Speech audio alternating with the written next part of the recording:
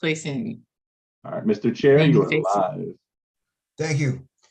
Good evening, everybody. Welcome to the December 1st regularly scheduled meeting of the Planning Commission of the City of Annapolis. My name is Bob Waldman, and I am the vice chair, and I'm stepping in only because our full-time chairman is somewhere on his way to or from the Bahamas in typical Annapolitan fashion. So he is present, but has asked me to kind of run things tonight. I could not find a copy of the agenda, but I just couldn't find it in my emails, and I don't know that I saved it anywhere. In fact, I didn't save it. So, but the agenda is essentially three pieces of legislation tonight: workforce housing, a piece of legislation to extend potential for rooftop dining into a B1 zone, and a third matter, which we will post as soon as. Does anybody have a copy of the agenda they can share? Bob, I just sent you, I just forwarded you a copy of the agenda as well. You did what? I just forwarded you a copy of the agenda. You forwarded me a copy of the agenda. Okay. Yeah, to your email. So I need to open it. This isn't the one for public. This is the one that has who all the attendees are and everything. You forwarded it to me Yes. by email? Yep. Hasn't come in. Oh, there it is. Okay, so I wouldn't share this one publicly, but just because it has people's emails on there. But okay. Okay. Sorry, everybody. Mr. Waldman, would you like me to send you one real quick that you can share on screen? Excuse me? Would you like me to send you one right now that you can share on screen? Yeah, I would, All right. because I think Actually, I have one. I'll share it real quick. all right, go for it, because right. whatever's fastest. I just couldn't find it. Okay, there are, first of all, we will, let's do a roll call, make sure we determine everybody who's here. Ms. Consoli, could you call the roll? Yes, sir. Mr. Pline, Present? Mr. Waldman, Present. Ms. Butler, Here. Ms. Rubio Dorsey, Here. Mr. Spakinudis. Here. All right, we're missing Mr. Salem and Mr. Iams, but we have a quorum and I think we can proceed, correct, Ms. Consoli? Correct. We have 5 present. Great. Has everybody, let's move on to approval of minutes for the November 17th meeting. Does anybody have any comments from them? I do not. I move to approve the minutes. Yeah, I thought they were very well written. Thank you, Ms. Consoli. Yeah. Second. Second. Seconded, and the motion to, and has been approved and has been made and seconded. Any discussion on that motion to approve? Hearing none. All in favor of approving those minutes, please say aye. Aye. Any nays? Okay, they're approved. All right, moving forward, let's review what we have to do tonight. First of all, we need to finish the discussion and get as far as we possibly can on Ordinance 4022, workforce housing. We need to begin a public hearing on food service standards, which will be the initial public hearing on this legislation. And then, Alex, can you scroll down a little bit? I think that there's a second piece of legislation that has to do with authorizing a fee in lieu for certain businesses that were otherwise be required to provide parking spaces, but then use their own parking spaces for outdoor dining. Basically for outdoor dining, although they could use it, I guess, for a flea market if they wanted to. But we will hear a staff report on that and begin the public hearing on that as well. The last two, food service standards and parking fees, we will begin public hearings and then they will be continued to our next meeting, which may not be until early January. But it'll give the public an opportunity to hear the discussion tonight and then add any comments or submit any comments that they'd like to. So Can with I- that in mind, Excuse me, Bob, can I make one clarification on the agenda? And I don't know if we need to amend the agenda, but we left the public hearing on 04022 open as of the last meeting. So it's actually still open. So we need to finish the second piece of that. according to the minutes then- that we just approved, it was still open. I think that this is a mistake on the agenda. Thank you for bringing it back up to our view and consideration. And so with that in mind, it might be continuation to change the title of D to continuation of public hearing. And if we get to deliberations and findings, then we get there. But at this point, the agenda should read that it is the continuation of the public hearing. Does that satisfy your concern, Mr. Pline? Yes, thank you. Okay. I would move then to strike deliberations and approval of findings and substitute for that continuation of public hearing. And Bob, do you think there's any negative impact of having the agenda have been posted for this period of time without the correct procedure there, which was that public comment was still open? Or is that not an issue? Well, we certainly got comment from people who were have studied the issue and thought about the issue and have positions on the issue and have information to submit on the issue. There were a few people who just randomly sent, not randomly, but who sent in comments, but were not part of an agency or an association or had studied it as part of the commission or committees. Mhm. I don't know. What do the rest of you think? Do you think that we can continue? I think we probably can. I just want to make sure that legally we're allowed to, because I know there are rules, and probably Jackie Rouse or one of our staff members can tell us about how rules work with respect to posting the agenda. And if you don't post an item, what that means. If you post it wrong, does it make a difference? Is Jackie there, our liaison?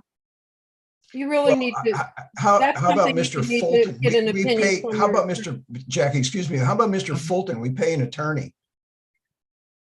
Mr. Fulton, okay, Mr. Fulton is the staff attorney. Is Lisa Bell on the call? She is your attorney. Yeah, okay, so Miss Jackie, you can continue. You know more than anybody at this I- point. I really think you have to, I don't see why you couldn't continue. I can't think of any reason why you could not vote to continue. Mr. Fulton? You're making a recommendation on this to the city council. Right, Anyone who feels that they, still need to comment and did not comment at the last meeting or sent in comments since then will have multiple opportunities to attend public hearings before the city council on this legislation before the council as a whole and before the various committees that it's been referred to. If you were making a decision on this project, I might say something different, but you're making a recommendation to the council. So I think it's appropriate that you could continue. Yeah, and as long as we're not violating any of our own rules or the city's rules with regard to posting, that's fine. But we just needed confirmation from somebody in the know that it wasn't a violation. So thank you. Mr. Laplace on the call, he's our director. Does he have a alternative opinion? yeah, Jackie, I'll run things. Okay.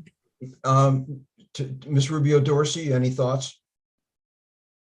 I'm aligned with Jackie in this issue, but Lisa Bell is on the call. She did say maybe she could weigh in if we would need some specific clarity, but I agree that because this is a review of potential recommendations and finding a non-actual project and public forum was open and available. I think if maybe we hadn't had the public hearing, that would have been more critical, but this is a continuation of discussion. So I would be supportive in moving forward and allowing that to continue. Good. Yeah, I Mr. would Waldman, like- I was going to say the same thing. It's a continuation of a hearing, so I think I'm comfortable with this moving. Mr. Iams has joined us. Did you hear the discussion, sir? I didn't hear exactly why, the really beginning of the discussion. Okay, Why is well, it that we were there's a continuing it? mistake. There's a mistake on the agenda. It says deliberations and approval of findings. And actually what happened is that the Oh, because we have hearing was public left here. open. And Yeah, we- Yeah, it was never closed, and some people may have thought that it was closed and think, Okay, you let's know, one that at a what we're time. doing today. one at a time. Absolutely, then I'm definitely in agreement with that, Okay. because we were very clear that we were keeping it open another week. All right. Do we have a second on the motion to change the title of number of D to continuation of public hearing? Do I have a second? I second. Any more discussion? All in favor, say aye. Aye. Any opposed? Okay, shall be done. Okay. All right, Alex Klein, could just leave that, drop that down and keep it aside on your computer somewhere, because we may need to come back to this agenda, okay? Okay, will do. And I have the other attachments available to share if you want me to. Okay, good, thanks. Good, because you're good at that. And- Thanks. And if I can mention one thing, this is Lisa Bell. How are you all? Aye. Hi. I'd like to talk to Alex about that sort of offline about how best to adjust both the agenda and the minutes to reflect the change. Okay, well, then you can talk with him offline. Thank you. Okay, we'll talk to you Okay. next week. All right. Now we can get to business. We heard testimony last time from several people who had served on either a committee or the commission that was created to study this project, and from staff. And there's been some communication since. And I think it would be appropriate if we once again refer initially to staff. And I see that Mr. Lashinsky is here. Is there been updates with anything that you would like to add at this point so that the discussion can continue?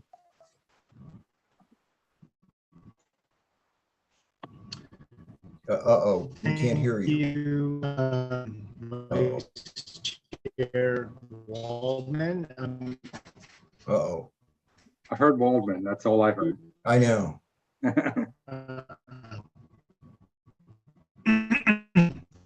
Uh-oh, I'm gonna turn my camera off. How can you hear me now? a little better. No. Okay. I'm going to move to a different location. You hear me Uh-oh. now? No, you still have a bad connection. Can you hear me now? We can hear you, but it's hard to understand you. Okay, I'm gonna move to a different location that I hope will be better reception. I'm not sure. How about now? Coming Better. through okay? Better. Really? I heard it for a second, it sounded better. Hmm. So Eric, if you Yeah. move really close to the you'll have better reception. How about now? Can you hear me? No, it's still not good. Can you Can you hear can me? you move so you're next to your router? Yeah, And Jackie, while we're trying to right. figure that out, can you send I'm me the gonna- staff report? I for appreciate the O? time. Sorry. Let me share my screen. Eric actually sent that out. Yeah. Let me find his email. I know, I just needed another copy. I was No. driving when it came out. Okay, let me see if I can Okay. find it. All right. Go ahead and share my. Still not good. Yeah, I'll do that. 1 second.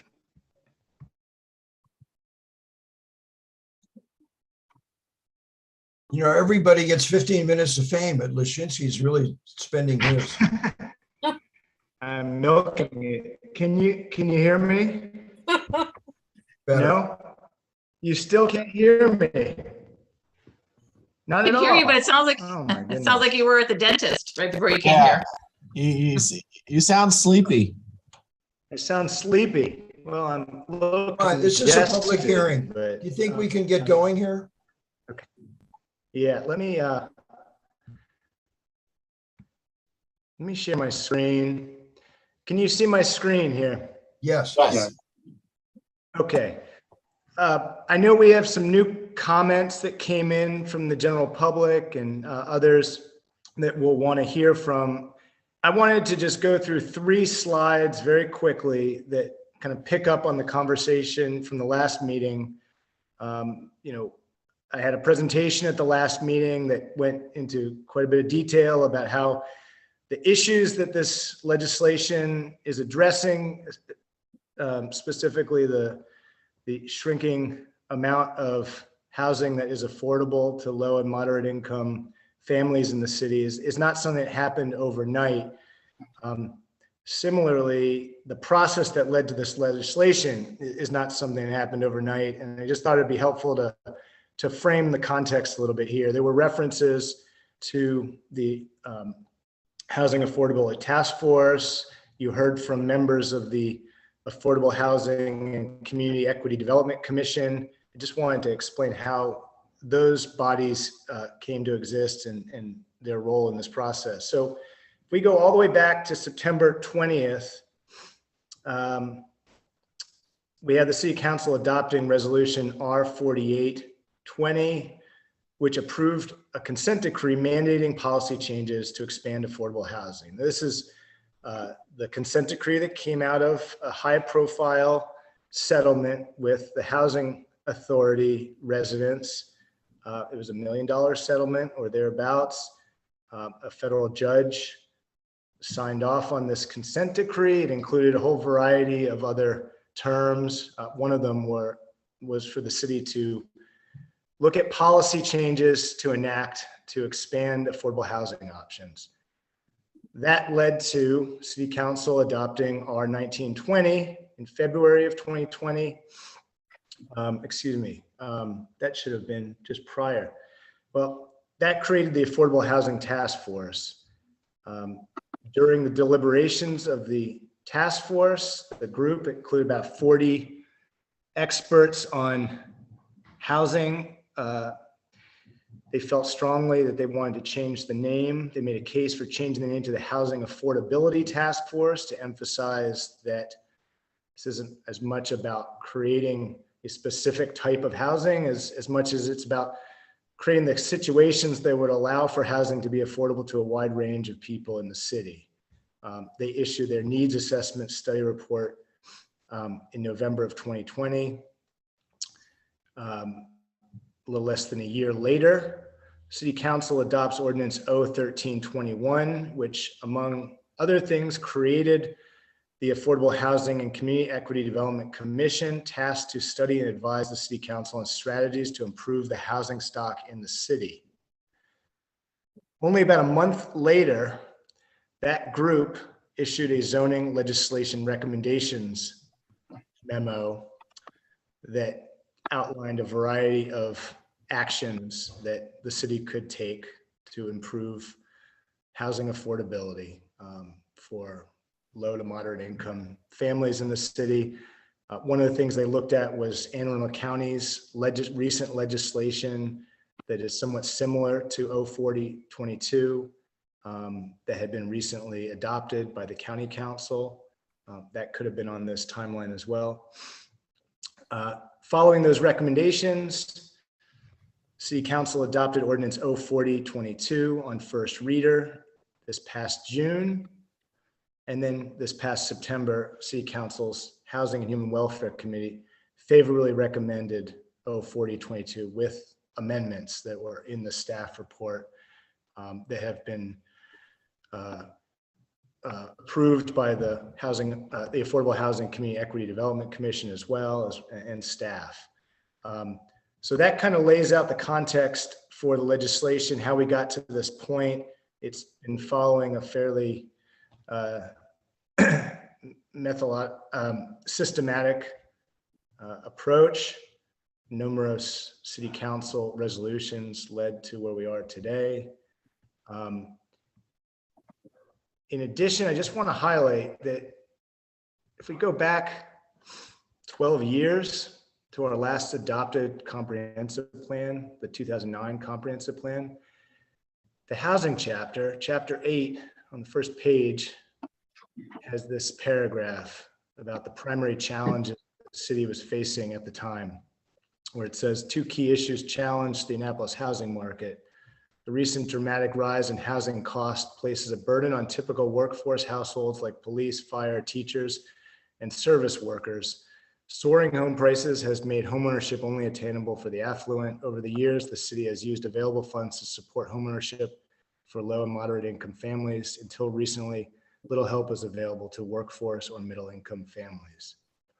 Now, I argue, and I don't think I need to, it's pretty well documented that the conditions that led to this statement have been exaggerated, only gotten worse in the last 10 years. Finally, just want to say that in that same chapter, policy 1 was to support the development of housing affordable to workforce or middle income households. It defined the workforce family. The income level is slightly higher today, not much. It's a little bit over 100,000, but the housing prices have dramatically increased since this point. And I just wanted to share this to acknowledge the fact that this issue isn't new. It's been here, and I think this legislation is one of the first efforts that's been made to actually address it. So with that, I thought it would make sense to just pass it back and maybe we hear from the comments that came in. I also just want to say that, you know, these documents that are shared, the law office places on the LegStar website where the legislation is found for the public who want to access them. Planning and zoning also puts these documents on the eTrack website where people look for permit information, and you just have to search there. Thank you. Any questions to Mr. Lashinsky? We get questions occasionally about Any particular questions to that? Mr. Lashinsky, if you could just, your supplemental staff report, if you could just sort of put it on the side, we may be calling upon you later to share that. So, any questions at this point? Are you finished? I do have one question. I saw some stats from 2009, which is, 13 years ago. And so do we have anything a little more recent about, the average home price, and what kind of home are we talking about? Because even the 354 seemed a little high for 2009. So I'm talking about, are we talking about just any kind of housing? Are we talking about condos as well, or just houses in downtown Annapolis? I saw one guy put a comment in saying earlier it was like $650,000 for an average price of a home, and that just seems ridiculously high. There's plenty of housing where I live in the 200, 250 range. That's housing available. So I'm not sure exactly what the issue is. Commissioner, in the presentation last week, there were a lot of current statistics shared in the presentation. The average home price in Annapolis in 2021 was $625,000. And what's defined as a home? All home sales. So it's not any home sale, any number of bedrooms. It's just a home for sale. So it's not a townhouse. It's not a detached house. It's not an apartment specific. Or is that for Anne Arundel County, or is that home? Is that for Anne Arundel County or for Annapolis? That's for the city of Annapolis. Okay. That price does not include what we call townhomes? Average. It includes everything. It includes basically it's just based on homes that were for sale in 2021, any type of home that was for sale, condo, townhouse, single family detached, anything. the average rent was 2,083, 3-bedroom.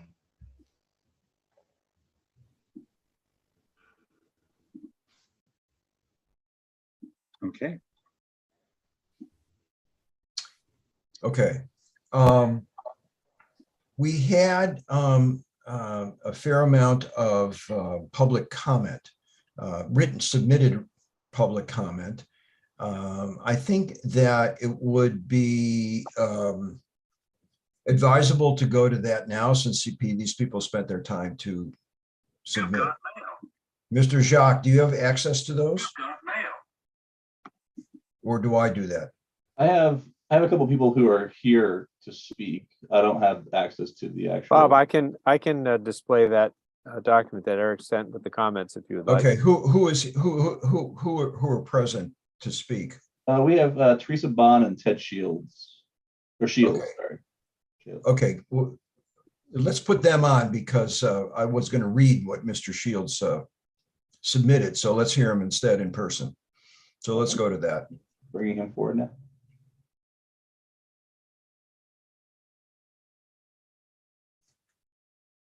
Shields, are you there? Are we starting with Mr. Shields? Yep. Great. Okay. Yep, right here. Good evening, sir. Hi, so my name is Ted Shields, live at 728 North Riverside Drive in Crownsville. Although I live in the county, I work in Eastport. I'm an architect in Eastport on 4th Street. I listened to the last planning commission hearing, and I heard some concerns about the potential bulk and scale of future workforce housing projects. So I thought I'd just talk about how the bulk regs may be applied to workforce housing. I think the reality is that the applying the R4 bulk regulations to workforce housing will not result in a housing boom as some people may fear. I think more likely it'll add to housing stock, but that building will not run rampant. If you look at the bulk regs table, the first column is allowable density, and that determines how many units are allowed on that parcel. The allowable density is 1,700. So if you had a 5,000 square foot parcel, divide that by 1,700. That gives you how many units you can have. So 5,000 divided by 1,700 is 2.9. So you have to round that down. So you'd only be allowed to build 2 units on a 5,000 square foot parcel. For reference, there was talk last week of the project on Giddings, the corner of Giddings and Ridgely. That's a lot area of 8,000 square feet, and that would only support at this density metric would only allow 4 units. So that's 8,000 divided by 1,700. It rounds to 4, and that's essentially what was built today. If you look in the middle of that bulk requirement table, you see the setbacks. The side setbacks are fairly standard. It's 5 feet. The front and rear are 20 to 30, which is in a typical range. So in a 5,000 square foot lot, which would be 100 by 50, say, the buildable area shrinks to about 2,000 square feet. So that ends up with more yard than house at that point. If you go on to look at the footnotes, which are very important in the bulk table, there's a number of requirements that maybe I'll just cite one and then summarize the rest. One example is the side yard must be reduced to no less than 1/5 of the building height if the height of the building exceeds 25 feet. So essentially, the larger the building gets, the more restrictive those side yard setbacks get. And there's about 4 footnotes all stating something similarly. Also in the table is a column that states the minimum lot width. So if it's less than 40 feet wide, you can't build any multifamily. If it's less than 4,800 square feet, you also can't build any multifamily housing. I also think the units will remain relatively small since there's a price cap on the units and it's intended for workforce housing. There's no incentive to build larger units than necessary. In fact, there's a disincentive because if you can't charge extra for the units, larger units cost more to build. So you'd want to find that sweet spot. And I think, around, anywhere from 1,000 to 1,200 square feet is what might get built. You could certainly very comfortably fit 2 bedrooms, and you could certainly fit 3 bedrooms in that size unit. So to go back using that Giddings example again, where we determined that you could only build 4 units, if 3 of those were required to be affordable for workforce housing, which is 60% of the 4 units, and each of those units was 1,200, which is the worst case scenario, you'd be looking at about a building of 4,000 square feet. The building that was built there, is being built there, is about 6,500 square feet. So the result is a smaller building with the same number of units.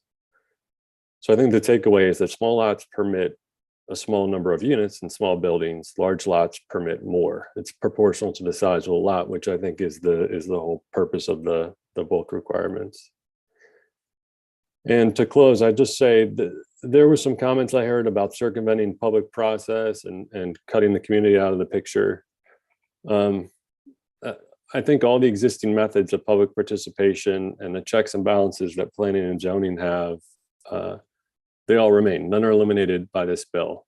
So we still have the standards of the underlying zone, which in some cases are onerous, and there's a lot of requirements for using the R2NC, for example. There's a lot of requirements. We still have site design review, which is required for all new developments, construction, enlargements, or alterations of any building other than single or 2-family dwellings. And whether or not it's minor or major, it always has to be publicly posted. If it's major, you're required to go to Planning Commission, as you know, and Planning and Zoning at any point can ask for a public meeting. So in addition to site design, there's also the designation. The workforce housing is not permitted by right. Rather, in the table, it's a use subject to standards. So a little bit different than permitted by right. And it's a use subject to standards in all 24 zones, which is very rare. In fact, I don't recall seeing that before. For reference, multifamily use is only a use subject to standards in 3 zones. So 3 of those 24, 25 zones. So it's more restricted. Workforce housing is more restricted than multifamily housing. So at end, I think the bill provides the method to build much needed attainable housing in a manner compatible with surrounding neighborhoods in the same transparent and publicly accountable fashion as every other type of project. So that's my comments. May I ask a question? Yes. You made a statement near the end of what you said, that workforce housing across all the zones of the city, but subject to the standards in each zone. Yes. Would be more restrictive than the multifamily housing, which is currently permitted in a few of the zones? In the zones where it's permitted, it is, in most of those zones, it is permitted. And there's a few where permitted subject to standards. So that's 3 zones. So whereas the workforce requires them in all zones. That's my understanding according to the recent clarification issued after the last Planning Commission hearing. So, but what I got from your statement was that workforce, if a developer chooses to go under the workforce housing legislation, that in many zones, it's more restrictive than what is currently allowed? It's allowed in more zones. Essentially in all the zones, I think, except industrial and maritime. Right. But in all of those zones, it's required to meet the standards of not only of that zone, but the standards for for workforce that will apply in all cases. Okay. I'm not sure that I understand the significance of that. It's just basically a checklist of requirements to be met. And I think they have to be, my understanding is that those standards have to be written since we don't have that housing type yet. You could adopt them from the multifamily housing if they choose, but There's a number of, in R2NC, for example, there's a list of maybe, 50 or 60 items that you have to meet. It's just an additional step, I think a precautionary measure. Okay, well, it doesn't prescribe the legislation doesn't prescribe the form or the the size of it, other than it has to fit the standards of the zone that exist, right? The only thing it addresses is who can live there. Right, and I think the standards, so the bill is written, it says they have to meet the standards. Now, whatever those standards are for workforce housing, I don't think they've been drafted yet. No, it's the standards in each zone, as you pointed out, are for. So let's go back to Giddings, the Giddings Avenue project. It sounds like you're very familiar with it. Yeah, yes. So my where I work, Kim and Wilson did the project. I didn't work on it. I don't have special knowledge of it, but I am familiar with it. Okay. So could they have gone another story? I do not think they could. I don't know that off without looking at the code, which I could flip to, but I don't know that off the top of my head.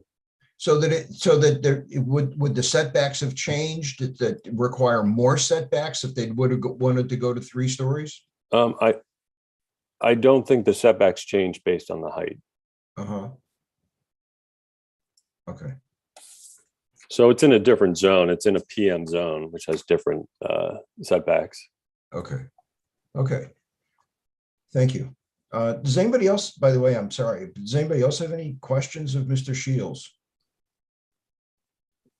Not a question, but a comment about the standards for workforce housing. They actually are in the legislation, but they just deal with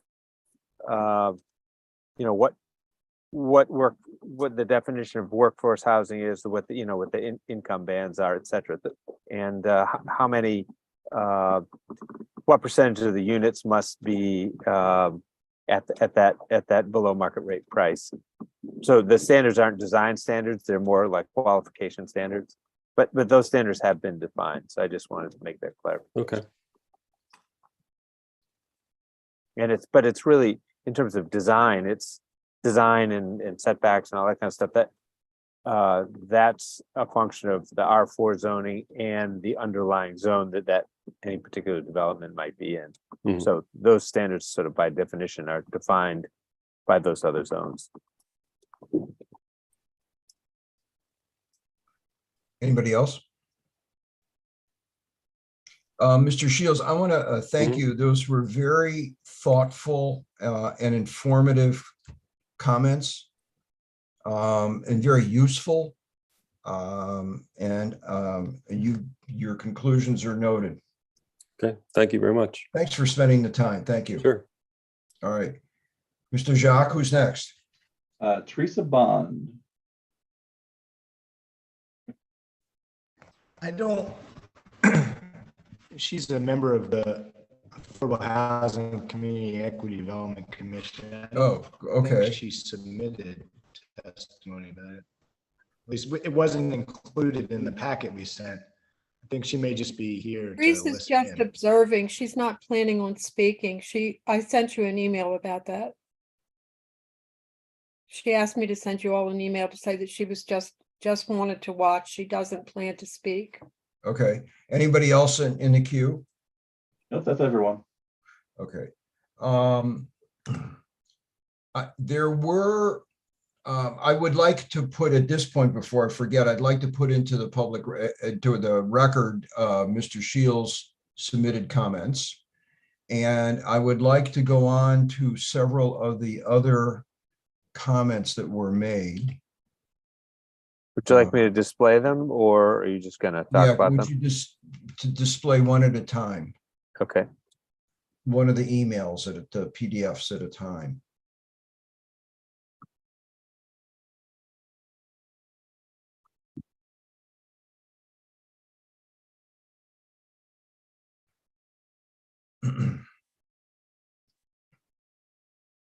So this is Mr. Shields, so I'll just scroll quickly by that. That's now part of the record. Yeah. Okay. The next one is from Alderman Savage, who just said that he would like to make some comments. But you can read that if you want. I would submit that as part of the record as well. Okay. And there was a letter from the Eastport Civic Association. Okay, I think we should spend some time on this. Yep. Okay.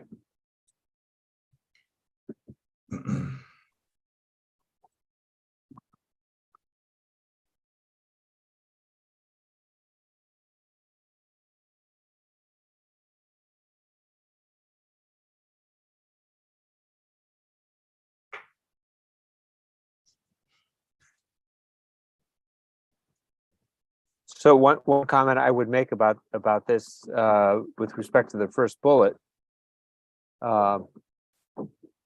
is I would ask staff to make the addendum that Mr. Lashinsky sent around to us available on eTrack if it's not already, just to make sure that everybody else has access to that also. I didn't since it was sent to us, I didn't go check eTrack it if it's there. So it may already, I'm not sure. There was nothing definitive, I'd have thought, in the addendum.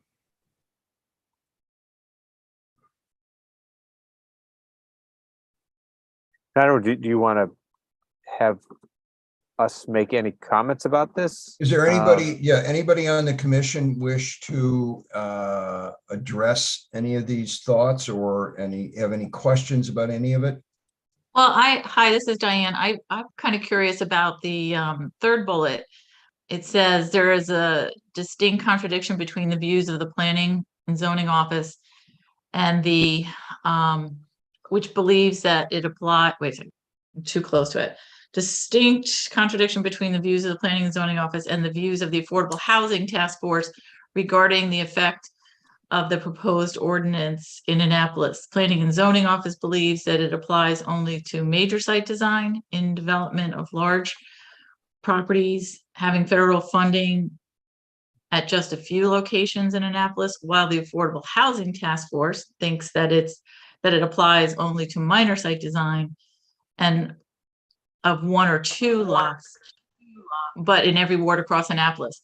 So I'm curious, is that discrepancy something that somebody from the staff can comment on?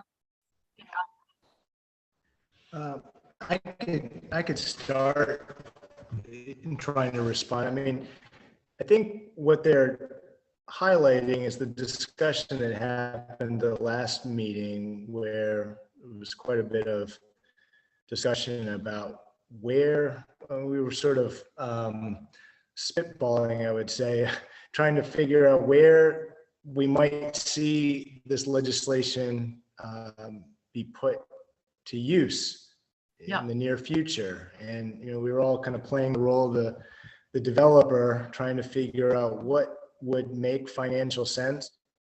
And, you know, we're not developers. I mean, I think the fact of the legislation is that it does apply to every zoning district in the city, aside from the industrial and maritime use districts. But I think the point we were trying to make in the last meeting is that from a financial perspective, that the high cost of land in various parts of the city would be prohibitive to most developers who are actually looking to make a profit.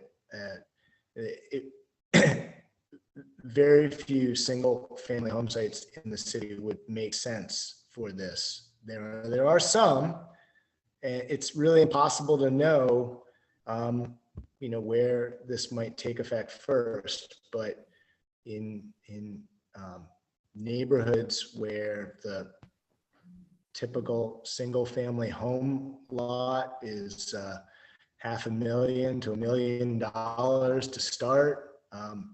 It's unlikely that somebody would purchase that land and then subject themselves to a 30-year income restricted covenant on the units that they put on that site. For lots that are less expensive, maybe that would make financial sense. But we do know that projects that are using the state's low-income tax credits would probably be the more immediate benefactors of this legislation. But because there are so few sites of a size that would make sense for those, it's also sort of hard to predict. I think that's what one of the commission members was sort of pointing out, that because we're constrained for sites in the city, it's hard to know where those projects are going to happen. But people are creative, and it's just really hard to predict. I think that's my best effort to sort of dissect that point. And so I wouldn't really say it was a contradiction. It was just we were just trying to understand how this thing might play out. But I think also, Mr. Shields' testimony gets at that also, and by providing some examples and possible incentives. And Mr. Lashinsky, is it fair to assume that in an infill kind of place where you have a single family zone lot, you could essentially put in it would allow you to put in something like a duplex, as Mr. Shields pointed out, with those requirements. But with 2 units, you'd have to make one of them would have that restrictive covenant, and so maybe that's enough incentive for somebody to want to build a duplex on a single family lot, knowing that they would have to rent it at a rate and not a market rate. I don't know if that's enough incentive for that to happen at a really small scale, but somebody really wants a duplex and they want some rental income, maybe that's still worth it. So I think it's those kinds of scenarios that this bullet in this letter from the East Port Civic Association is asking to be worked out, which I don't know how that could all be predetermined prior to any of legislation being proposed. This just sets up a set of rules that have certain incentives, and we essentially have to see what happens. But I think we've had a lot of testimony about the things that are likely to happen. So that's my comment on that. Any other comment upon this submitted piece of testimony? Just on the second bullet, also, the proposed ordinances are missing, including definitions for workforce housing and who is eligible. That's just not true. That's in the legislation. It talks about exactly, it defines workforce housing and who's eligible based on AMI. So I'm just not sure where that comment comes from.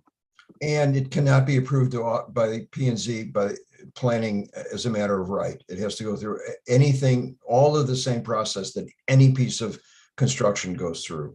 So I think that it's good that, well, anyway, first of all, any other comment on the letter? Okay, I'd like to place it into the record. I do think that the questions that were asked have been answered.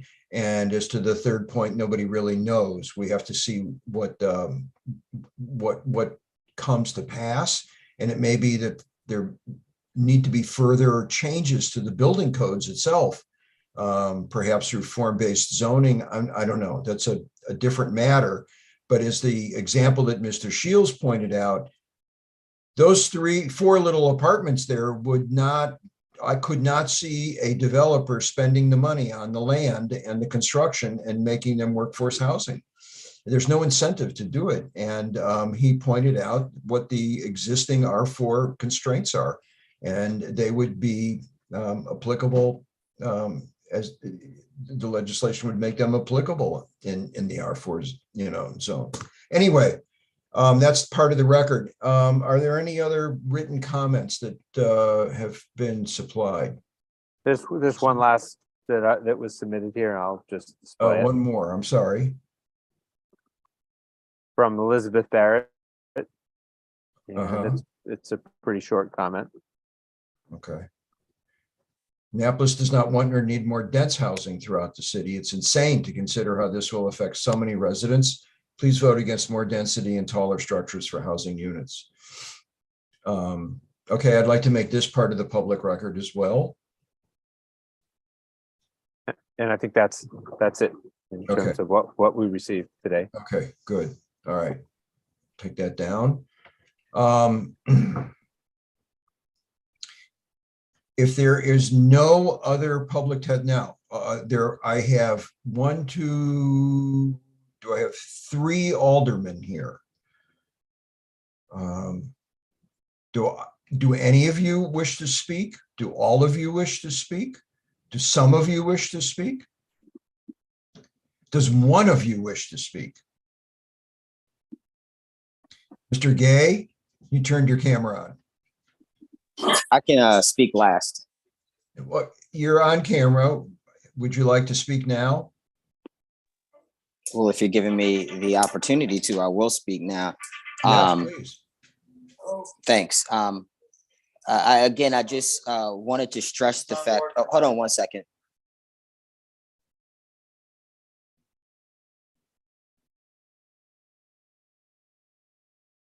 I need you to come back to me 1 second. I'm sorry. Mr. Savage? Hi, yes. Can you hear me good? Well, yes. All right. Well, thank you for the opportunity to chime in. And I do understand per Jackie's comments earlier that the Planning Commission is only making recommendations on this to the council, but believe it or not, we do take your comments and efforts seriously, which I think is why a number of us are here tonight. And I personally do look forward to hearing what your final recommendations might be on legislation or even on just specific amendments or direction. So one of my goals tonight, as I stated in my written testimony, was just to ask you to consider keeping the public hearing open again. And I'm asking this because for you to consider this because the first hearing was right before the holidays, and this one comes right after Thanksgiving. It's not ideal for soliciting public comment. And in particular, I think I'm saying this, asking this because the legislation is really quite huge in scope. It takes a large step away from the Euclidean-based zoning, and it's also essentially amending. It's kind of like a mass amending of our zoning districts. And reading the R4 bulk standards, which I think you've gone into a little bit, it does say right in there it would allow apartments and hotels essentially in every single district in the city, and except for industrial and maritime district. And I know that's dependent on the lot size, but the standards themselves state that right out there. And so whether or not you agree with this goal, I think it is quite a monumental shift and one that warrants a really robust dialogue with the community. Because normally such zoning district amendments, which I think this is really ultimately what this is, requires a very robust public outreach component. Besides having to go to the council, they have to go to the planning commission, and all the residents in the districts need to be notified as far as who's going to be impacted. And I think that's there for a reason, right? These changes could be quite significant as far as changing a community character, as far as changing the expectations of what their community is, as far as what they move into and have bought into. And I think staff seems to realize this in their staff report. If you look at page 6, last sentence in there, they do state that such an amendment process would require a robust public comment component. And essentially that this legislation is essentially seeking to avoid specifically amending the code in order to avoid this, quote, more complicated legislative process. And so I do have concerns about avoiding the public as a strategy. I think it'd be best to try to build consensus and support in the community for what are again, rather significant changes. I think just in my experience that the most successful development or redevelopment has been those that have engaged the community. And I just want to give one example as far as one of the reasons why I'm testifying tonight and some of the things I'm hearing from my community, because even before this was introduced, I've heard one of my neighbors right down the street in the same community was complaining about one single short-term rental that's not owner occupied, and it's basically operating as a business, contributing a lot more traffic, speeding, noise, and parking woes than normal. And that's just one short-term rental. And now this legislation would allow an unlimited number of hotels, apartments, or even just, if you say it's just quadplexes based on the size of the lots in what are currently low density residential districts. And so, and the fact that what makes this even more worrisome in my mind is that it would be done separately from the comprehensive planning process, and in fact would be done entirely at random by investors or developers. And in my mind, that's not really planning per se.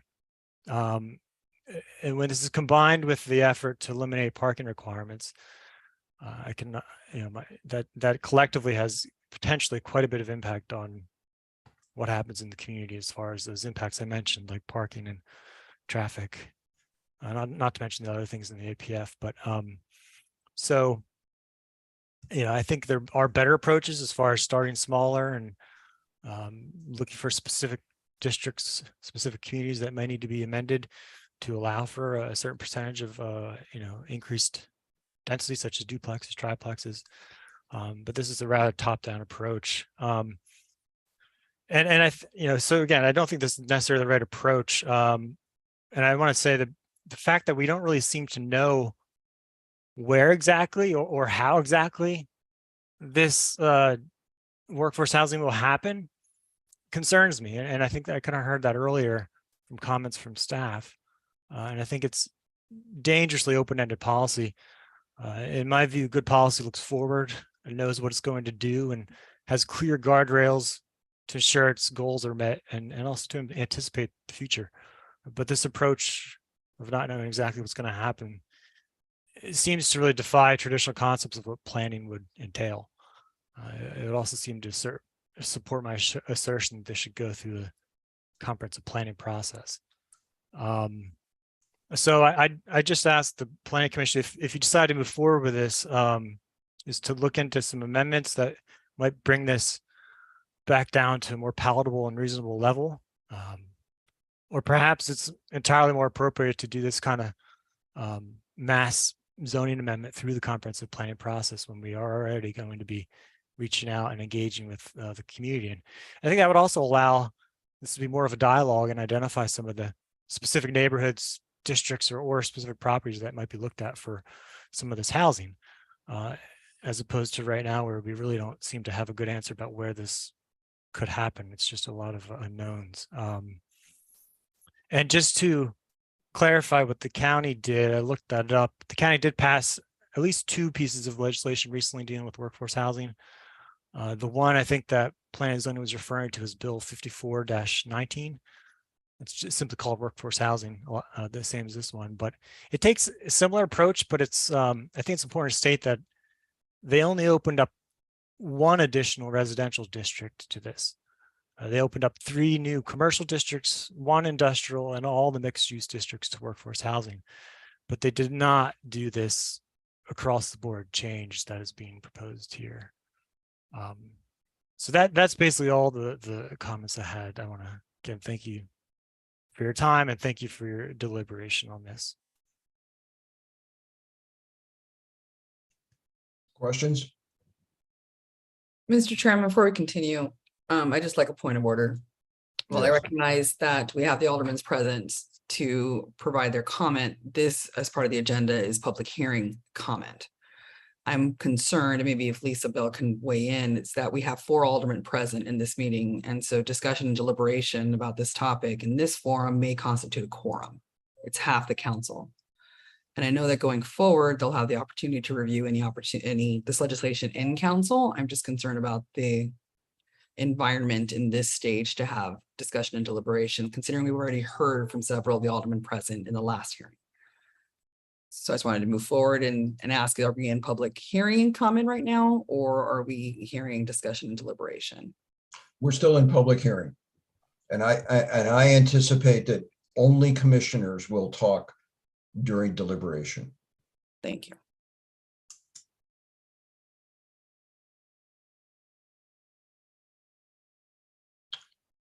A concern has been raised.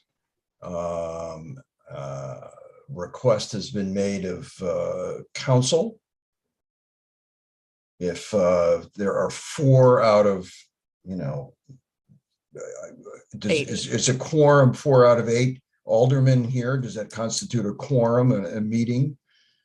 Or are they here as individuals simply giving their, making their comments and testimony? Magic numbers 5 and 9. That's what I thought. We're missing the mayor. Do we count him? So not a quorum, but it's an interesting observation. The observation is Also, that, I thought there were 3. Are there 4 now? There's 4. yeah. The observation is that that there's many council members now trying to influence what the commission does. I don't mind that at all, as long as what your contributions are factual and constructive, not argumentative or trying to be too persuasive, but to help to understand how the legislation is going to work, or perhaps what the weaknesses are, which is totally fine. I think that your perspectives are useful. Ms. Ruby, I think you are correct in that. Thank you. There is a concern, but if we only have 4 and the majority, the quorum is 5 of the 9, so we don't have a quorum in this setting. Okay. As to that issue, as to the issue about whether or not it's appropriate for them to make comments in a public forum, it's not to the exclusion of the public. Understood. So I think it's appropriate. Members of the public during a public hearing. I beg your pardon? They're members of the public here and during a public hearing. They're not getting any special attention or. First of all, I wasn't able to finish my thought, but that really wasn't the point. But I would like to at least answer her concern to ensure that she's comfortable moving forward. I understand. I think the council understands your position, Bob. So I think, to your point, it's appropriate for them to be able to comment in this setting. Thank you.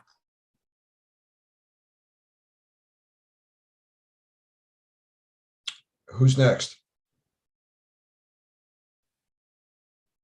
I'd be I happy. can go if you, oh, okay. Mr. Chairman, on your go, I'm ready. I recognize Mr. Schandermeyer. Thank you, Mr. Chairman. I'd like to read a quick segment from a June 28th, 2021 segment from Tucker Carlson titled "Abolishing the Suburbs is a Major Part of the Biden Administration's Infrastructure Plan." This is referring to HUD regulations. I'm sorry, excuse me for a moment. I thought we were discussing the workforce legislation. Isn't that what these comments are related to? This is quite related to the workforce housing legislation, specifically in criticism leveled against it. Okay. It's referring to HUD's plan, was part of the previous infrastructure bill that was removed to cut funding and provide funding priorities for jurisdictions that did zoning reform. If they wanted to live next to Section 8 housing, they would have stayed in the city in the first place. So people hate this idea. Suburbs are very complicated organisms like everything humans build. They have developed over a century, and in some cases more than a century, for good reason. To have federal ideologues come in and destroy them is very threatening to people. The Biden administration is in no mood for negotiation with suburban homeowners. Screw them with their decent schools and crime-free streets living in their little 1950s America. According to the principles of equity, those people must be bigots by definition. They're living better than people who live in densely populated cities are living. Therefore, we must crush them. The reason I want to read that out loud is that is a logical concluding point of a lot of the criticism that has come with, frankly, elitist dog whistling that has gone on against this bill. The hotels are coming to your neighborhoods. Apartments are coming to your residential neighborhoods, scaremongering. Discounts the fact that apartments and condos are a legitimate form of housing, significantly more affordable than single-family zoned homes, and also that the deed restrictions alone would prevent the hotels from being used. We need to keep one thing in mind. There is a housing crisis that is excluding many working families in our city. It is hurting our teachers, our firefighters, our public employees, the people who work in our restaurants, the people who work in our businesses and our stores. Kicking this legislation back in the name of bringing comfort to the comfortable, in the name of being a champion of the overdog, is absolutely bonkers. It is well past time that we put this forward. Things like this were asked to be implemented in the 2009 comprehensive plan. This has been going through the process of the Affordable Housing Task Force for years. It is about time that we actually take a step in addressing it. Thank you. Any questions? Nope. Mr. Gay? Thank you so much, Mr. Chairman. I appreciate the opportunity to speak as it relates to 04022. I first wanted to mention that the legislation was, as mentioned previously, drafted out of recommendations by the task force. That was started in 2019. We had our first meeting in April of 2020 virtual. Throughout that process, there were 3 public meetings held where the general public was given the opportunity to give input on what they'd like to see as it relates to housing initiatives in the city of Annapolis. We also did a public survey where the data and results can be found on that on the city website in both Spanish and English.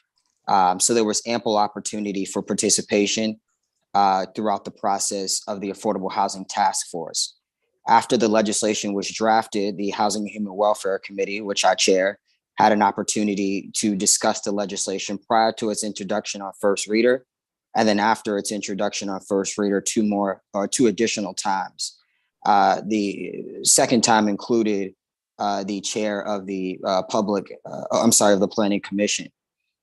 In each of those discussions, the public was given an opportunity to give input on this legislation. We did have public testimony at those hearings. I often allow public testimony in the Housing and Human Welfare Committee meetings.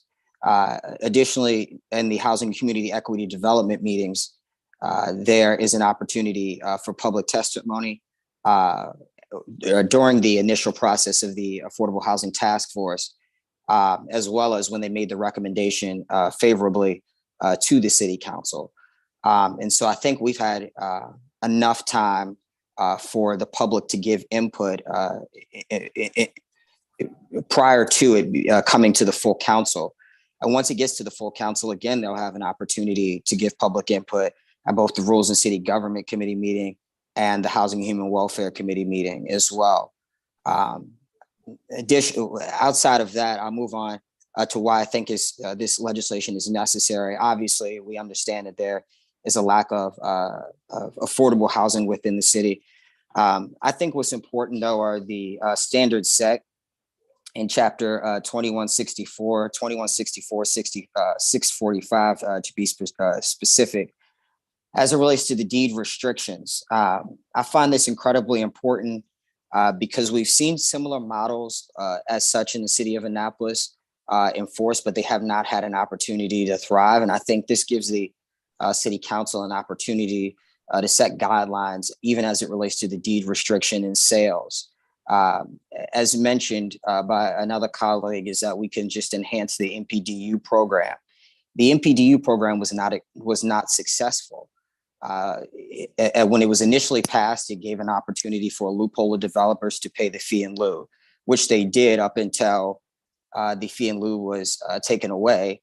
And even still, the MPDU program does not create enough housing stock to sustain the city's needs. And so I think the measures that have been put in place through this legislation, and particularly for the lease to own or for the home ownership portions, are incredibly important. I think the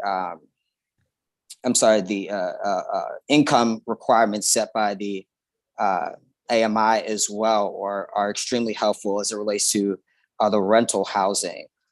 We are running out of a stock of rental housing in the city of Annapolis, and as mentioned by the staff previously, the average rent is $2,083. When you look at, for example, the apartment above the Chipotle downtown, which is about 800 square feet, it is listed for roughly $2,453, an 800 square foot 1-bedroom apartment. Now, granted, it is in a prime location downtown Annapolis, but that trend follows throughout the Eastport area, the West Annapolis area, and definitely in the Parole area as well.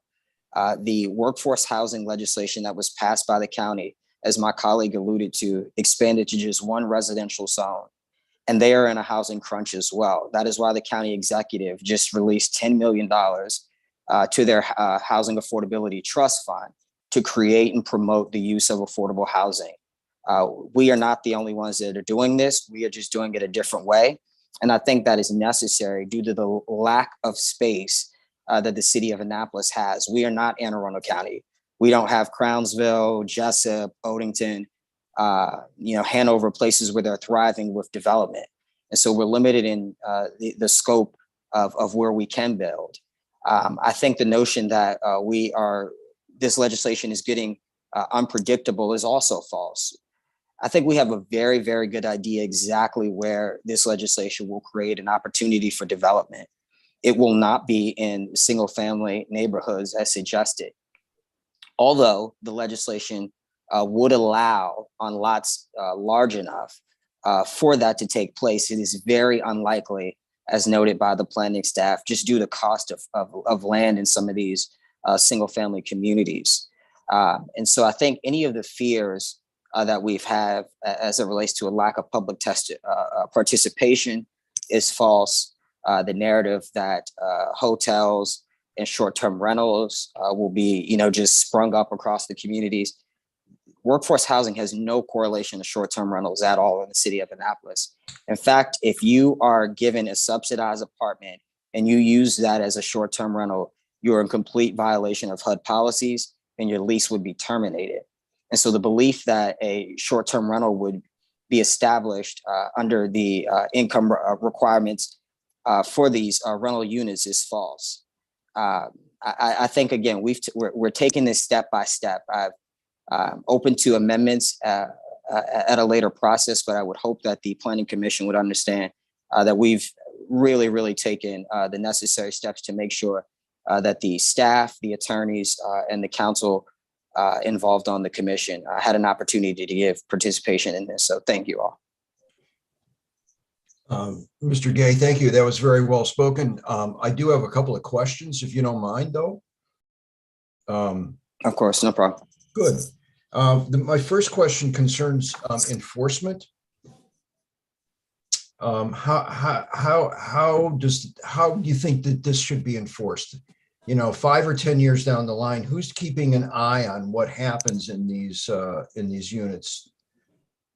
Should a city bureaucracy be built to look at these things, or are there other ways that we can enforce that they continue to be used as they're supposed to be? Well, I'll point you to the email that was shared from Mr. Lashinsky in the planning staff as it relates to that question. I think in the staff report after the last meeting, the Planning and Zoning Department already has a process in place in which they're able to communicate with the property managers of these complexes or the owners of the MPDUs, evaluate incomes, and adjust accordingly. In fact, the MPDU program just increased their income requirement to 120%, so that individuals with more income would be able to keep those homes. And the Planning and Zoning Department assesses that annually. And I don't think that any of these developments would be any different. And if I'm wrong, I'd like to be corrected by the staff, but I believe that's how I've read the enforcement would take place. Through the existing MPDU staff? Through the existing planning staff. I don't believe there's any staff designated to the MPDU program, but I do believe there are staff designated to making sure that any subsidized properties are following the requirements set in place. Well, stay tuned, because later on, I think I'm going to post that question to the staff member who's actually present here, and we'll get some answers to that, okay? Okay. Because I'm concerned about enforcement over the long run. I don't think I'm alone. My second question has to do with, you said that it's not, you don't foresee, and that there will be many developments in the single family residential zones. So where do you think and how do you think things will take place? Well, the reason I say that I am not of the belief that single family or neighborhood zone single family would be taken advantage of in any way based off of this legislation is because, as we've pointed out at the last meeting, the legislation does not have the necessary zoning requirements for the missing middle housing that would fit the community character of those neighborhoods, the triplexes or duplexes. The legislation as it stands, in my belief, promotes dense projects that would have to go before the Planning and Zoning Committee, and then would have the Planning and Zoning Department, and then have public input on the project. And I just don't believe that any project proposed that would destroy the community character of a community zones, in particularly in the R1 or R2 zones, would allow for a property like that or a project like that to move forward. In my mind, and when we've had conversations on this legislation previously, I think of 3 sites in particular, and I don't know if is it appropriate to say them out loud or now, or would that be? You can answer that question. Okay, yeah. In my mind, I think of Spa Road. I think of the WNAV site just off of Admiral Drive. And I think that's actually about it. I don't think it also could include some proposed legislation that you have all had on your agenda before. But again, I don't want to get ahead of myself on any proposed developments. But again, I am not of the belief that this will promote overgrowth or overdevelopment in community zones for single family housing. Okay. Any other questions from commissioners? I have a couple. I first want to thank Alderman Gay for all the work he's done on the Housing and Human Welfare Committee and all the work you've done on the Affordable Housing Community Equity Development Commission, or working with them on this and other legislation. It takes a lot of time, and I realize, people have other jobs to do. So thank you so much for all of this. It's just been a tremendous amount of work, and I think you've done a great job. I just wanted to talk a little bit about your ideas, because you know this probably better than anyone. Your ideas on the enforcement issue, because I was looking back at the MPDU legislation to, find out whether this is a good example if workforce housing would be similar to what we do with MPDUs. And, I note that with the MPDU, if an owner sells it to an ineligible person, basically they would pay the proceeds to the city's Affordable Housing Trust Fund. And so first of all, how do you find if the unit owner has sold to an ineligible person? Does somebody monitor land records? Because land records isn't necessarily going to flag that and call the city and say, hey, somebody just sold one of your MPDUs. So how does that work? I'm looking here at the notes presented, but in previous experience, and if Teresa's here, I'd appreciate if she would jump on because she's had much better experience managing that program. Oh yeah. But I think you're correct in stating that the enforcement in the past, I don't want to get in trouble here with my staff, but the enforcement in the past has had issues. I think again, that's why we're relying on the planning and zoning department to be able to enforce that process in communication with property management or in communication with the owners of those properties. I mean, but no system is perfect, in particular the MPDU system. No, thank you. And I do think we might be able to work some of this out, because I do see some things that look like they might fall into a category that could be called, I wouldn't say a loophole, but an easy way for the intent of this law to kind of not be met. So there might be some ways to tighten up, including things like, who monitors and how this gets monitored, or some kind of reporting so that there's evidence of proper certification that goes to, maybe goes to the Housing and Human Development Committee that has to, while you wouldn't necessarily have an enforcement role, you could be the watchdog mechanism or group that gives this to the city. And you might have a role, something like, the Annapolis Conservancy Board does when it looks at the properties that are vested in it to review. So I'm thinking, just brainstorming about ways that we can quell some of the fears about enforceability. And I just wasn't sure whether some of those have been talked about in your either Housing and Human Development or Housing and Human Welfare Committee or Affordable Housing Community or Equity Development Commission. And just quickly before Teresa hops on, there are also outside of the MPDU program, there are a number of housing programs that offer lease to own opportunities or rent to own opportunities. And so the staff has expertise in managing programs like this. I just don't think it would be a foreign concept to the planning department. Right. I would just like to tighten up any language at all, because I was looking also at the MPD owner who rents MPDUs to ineligible people. The planning and zoning director under our current law may assess the owner with monthly fees equal to the HUD fair market value. Anyway, that may assess is kind of problematic for me, because in a lot of cases we've seen, not on this particular issue, but other issues where the planning and zoning director may do something, we often see that doesn't happen, whether it's a fine for a violation for cutting down illegal trees or whatever the situation is. Planning and zoning has a lot of discretion, and oftentimes that discretion falls towards in favor of the developer. And oftentimes that's because they know a lot, citizens aren't as likely to sue as the developer. And so they, oftentimes will say, understandably, I'm not going to fight Joe Blow, big attorney and, developer in town. So I'm just going to let this fly. So I would just think maybe we could tighten up the language and not compare it, or let's not model it on the MPDU enforcement language, because it's not particularly strong right now from my reading of it.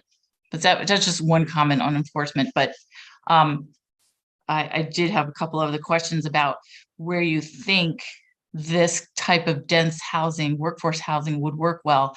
And everyone seems to agree that it's not meant to sit smack dab in the middle of single family residential areas. And so if that's the case, do you think it's a problem to actually say that in the legislation so that there's no question about that? No, I don't, because I also don't think that, we should be in the business of mandating land use decisions, particular residential land use decisions. Again, if I'm looking at the lots on Tyler Avenue in particular, I think I think there would be enough space for a small number of units that fit within the community character. And particularly on that strip, you see large homes with massive add-ons. And so I think it would fit fine within the community character. But if we're talking about, 6th Street or 2nd Street, I don't think it would be appropriate.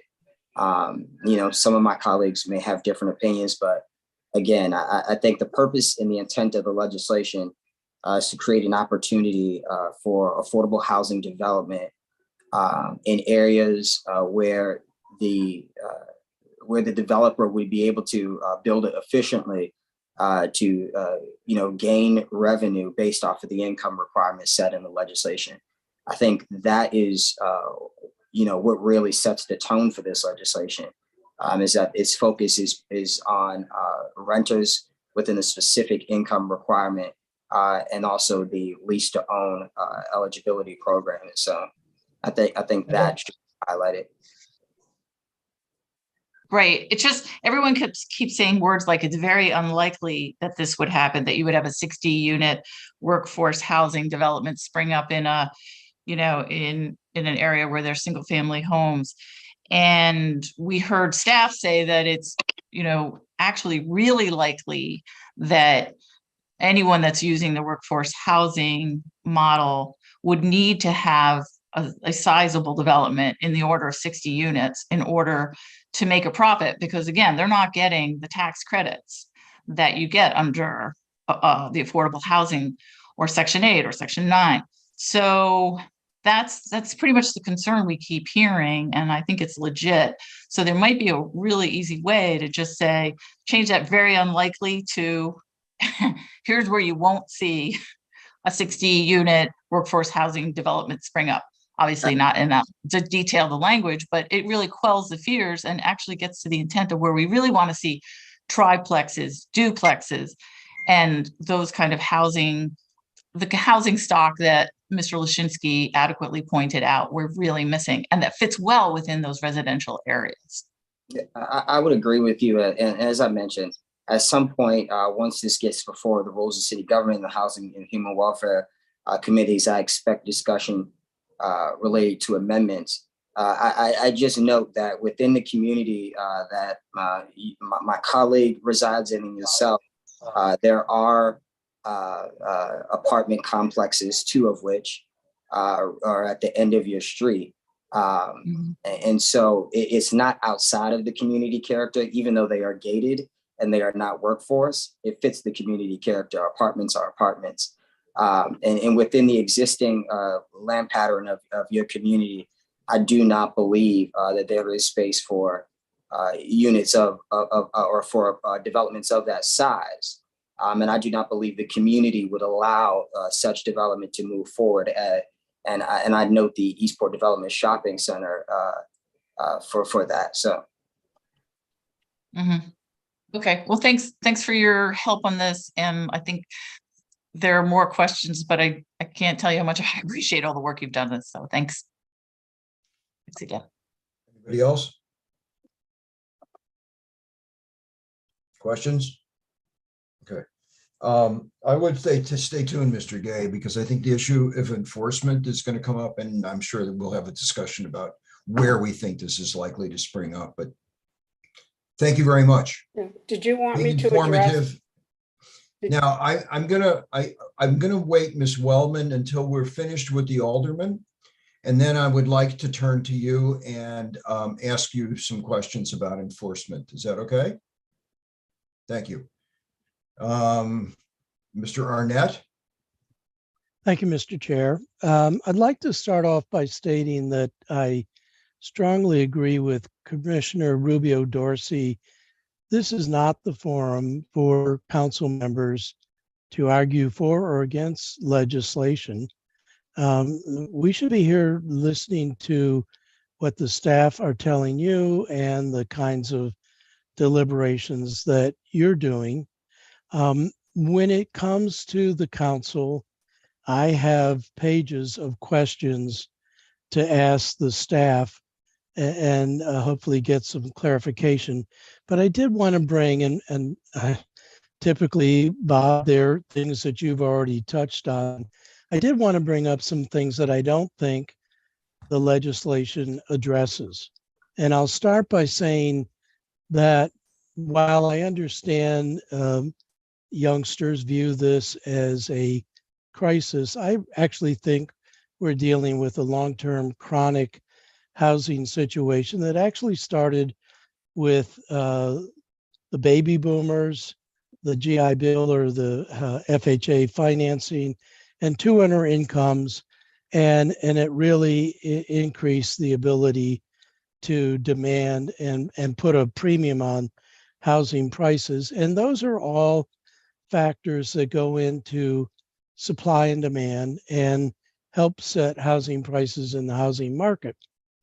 The underlying premise of the legislation seems to be legislate and they will build. But I've always been troubled by the fact that we're not doing anything with this legislation, nor do I see anything coming from elsewhere that would either provide supports for renters or buyers, a voucher system, a GI Bill, whatever you want to have, or would provide incentives for builders. And so I don't see much likelihood that developers are going to be doing anything different than they've been doing all along, facing the market forces that we have. I do think there are things that we could do within our power. For example, we could have legislation that would forgive property taxes to the landlord or the developer, and make sure it gets passed through to a renter or passed to a buyer. Those are things that could make a real difference in the housing price. I also think, taking a page from Alderman Schaldemeyer, we can look at a lot of excess property in the city currently employed by parking lots and limit the amount of those lots being able to use for parking, and either incent or require that they be used for things like maybe parks and rain gardens, but preferably maybe mixed use.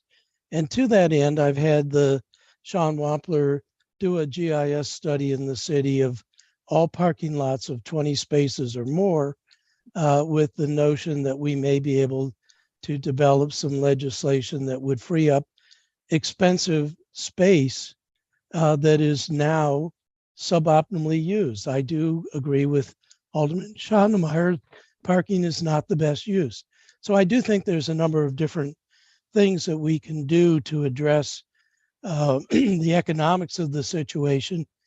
I also have some concerns, and it's questions that have been raised about the density distributional consequences. And I see it coming because it has been said often that the impediment here is the cost of land. And so these kinds of projects are going to be driven towards where land is relatively less expensive as opposed to where it is expensive. And I can see some densities that could be disproportionately borne by some parts of the city as opposed to other parts of the city. And I don't see any safeguards or guardrails, as Alderman Savage says, that addresses that. And then the one that I really am concerned about, and I won't take much more time, but it's along the lines that you've been raising, Bob. There is, if we're going to do this right, I think a hugely appropriate new administrative burden. I think the city is long on passing what's probably pretty decent legislation to try to create changes, and very short on enforcement. I think that's why Alderman Savage brought up the concerns about short-term rentals. It's an enforcement issue, and we don't enforce. And so I have a number of questions that I'll be asking the staff and of the sponsors when it gets to the council, who is responsible for qualifying these recipients and who is going to monitor that these standards are adhered over 30 or 40 years. That's a long period of time. What happens when the developer develops under this program and then falls under the required number of units that are in the program? What happens when a recipient who is qualified no longer qualifies? Do we boot them out, and who does that? I think there are a number of questions about how we actually would administer this program that have yet to be addressed, and I think are going to be critical to the success, any success that the program has. And when it gets to the council, I think I and others will be bouncing it back to the planning staff where the enforcement function resides and ask the planning director, how are you going to manage this program and how many staff do you need? And I think those are real practical questions about whether or not this program can achieve its goals. So I have many other ambiguities, but they're really for the planning staff, not for the planning commission.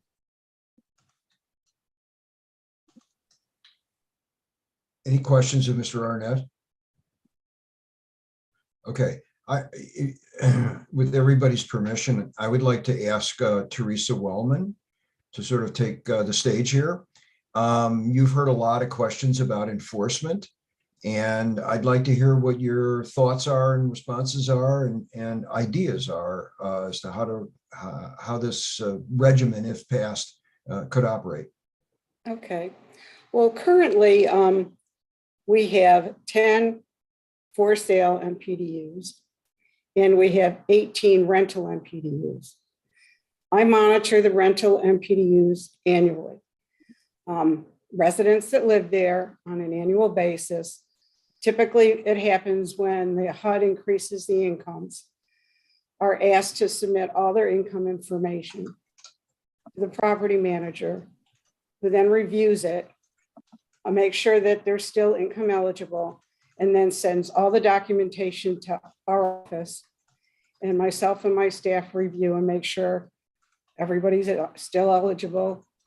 And we do that on an annual basis. Up until COVID, I actually went on site and looked through all the records. Right now, Denise Ruffin, my staff person, is managing that part of it. So we have had one instance where the person did go over income. We allow, once somebody moves in, we allow them to go up to 120%.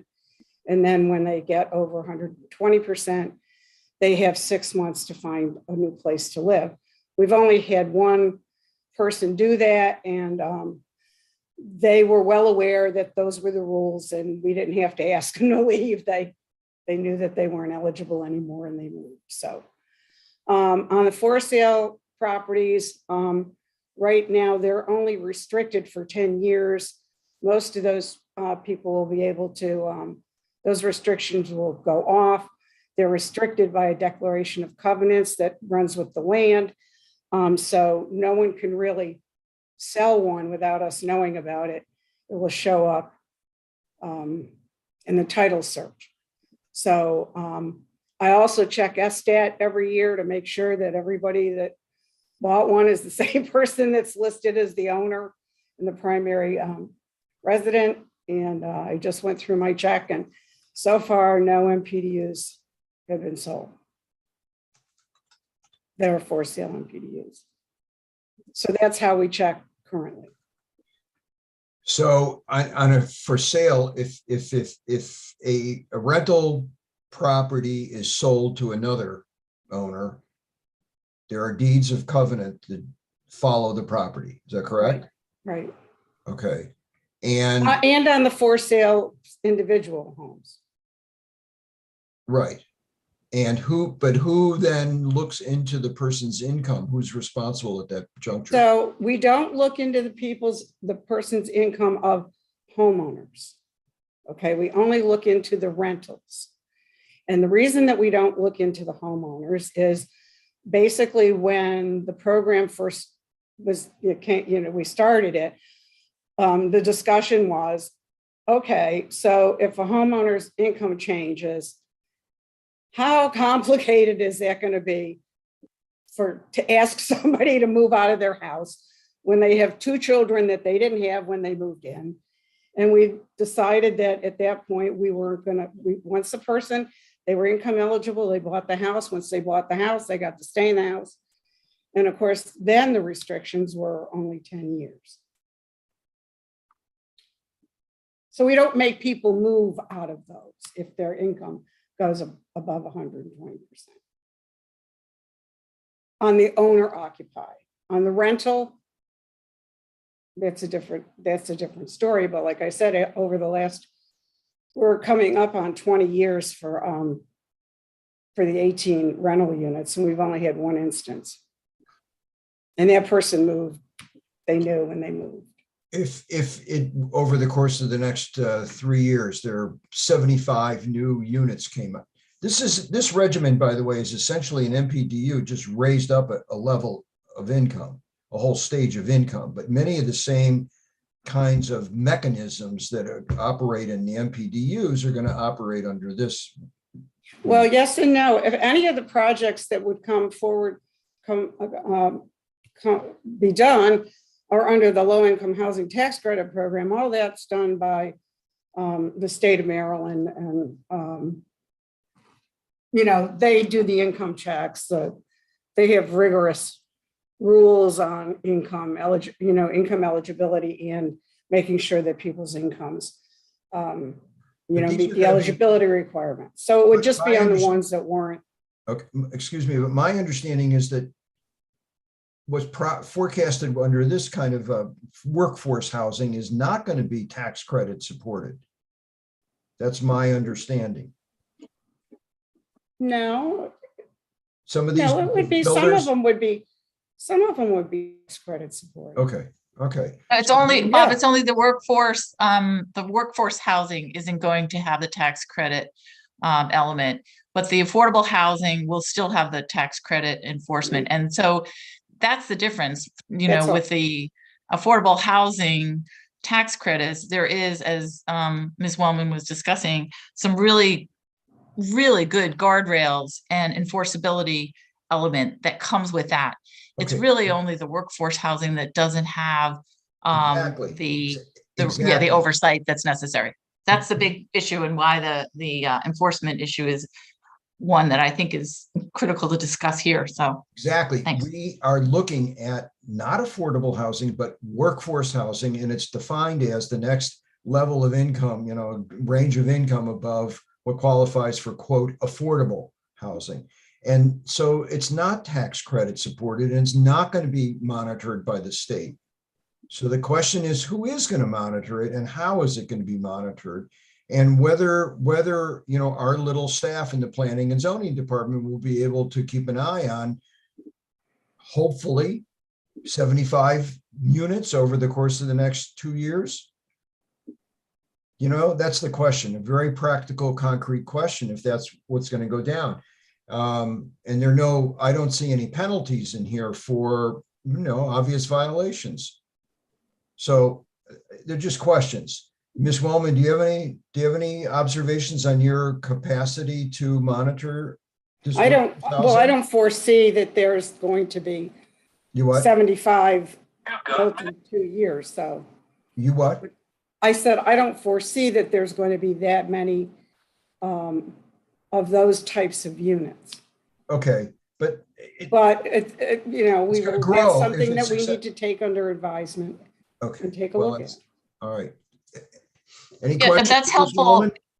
Well, I thought that was helpful. Thank you so much, Teresa. I think that's really helpful. It's just the only problem is it kind of differs from what other staff have said. So another staff member from planning and zoning said at the last meeting, the workforce housing is likely to show up in density of 60 or more units.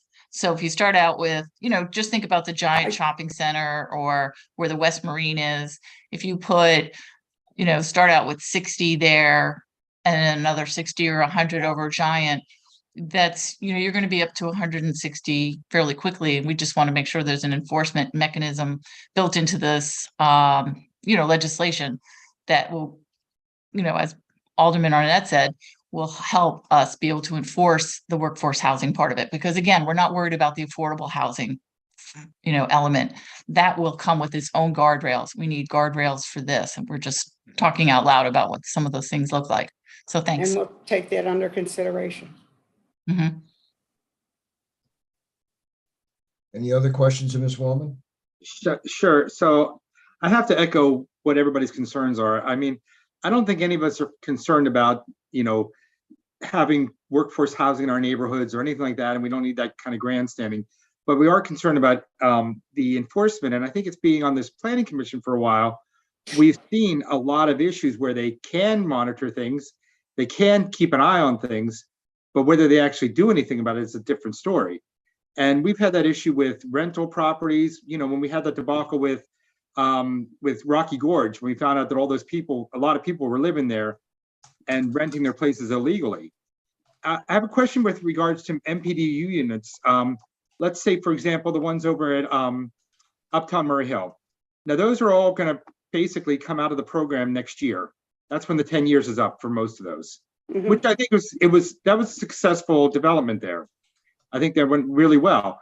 Except, what would happen if somebody 3 years ago rented their place out, even though they weren't allowed to rent it, but they were renting it illegally?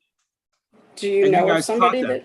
No, but I just know, like, for example, with Rocky Gorge, they didn't do anything about all those people. It was like 35–40% of the people that lived in Rocky Gorge were they did one of the aldermen did a petition for the residents there, and the petition basically didn't match up with the county records anywhere near close to what the county records were. So we kind of can assume a lot of it was illegal rentals. People saying that people getting the tax credit, but not renting their place out, because people were saying they were residents, but they weren't on the tax credits.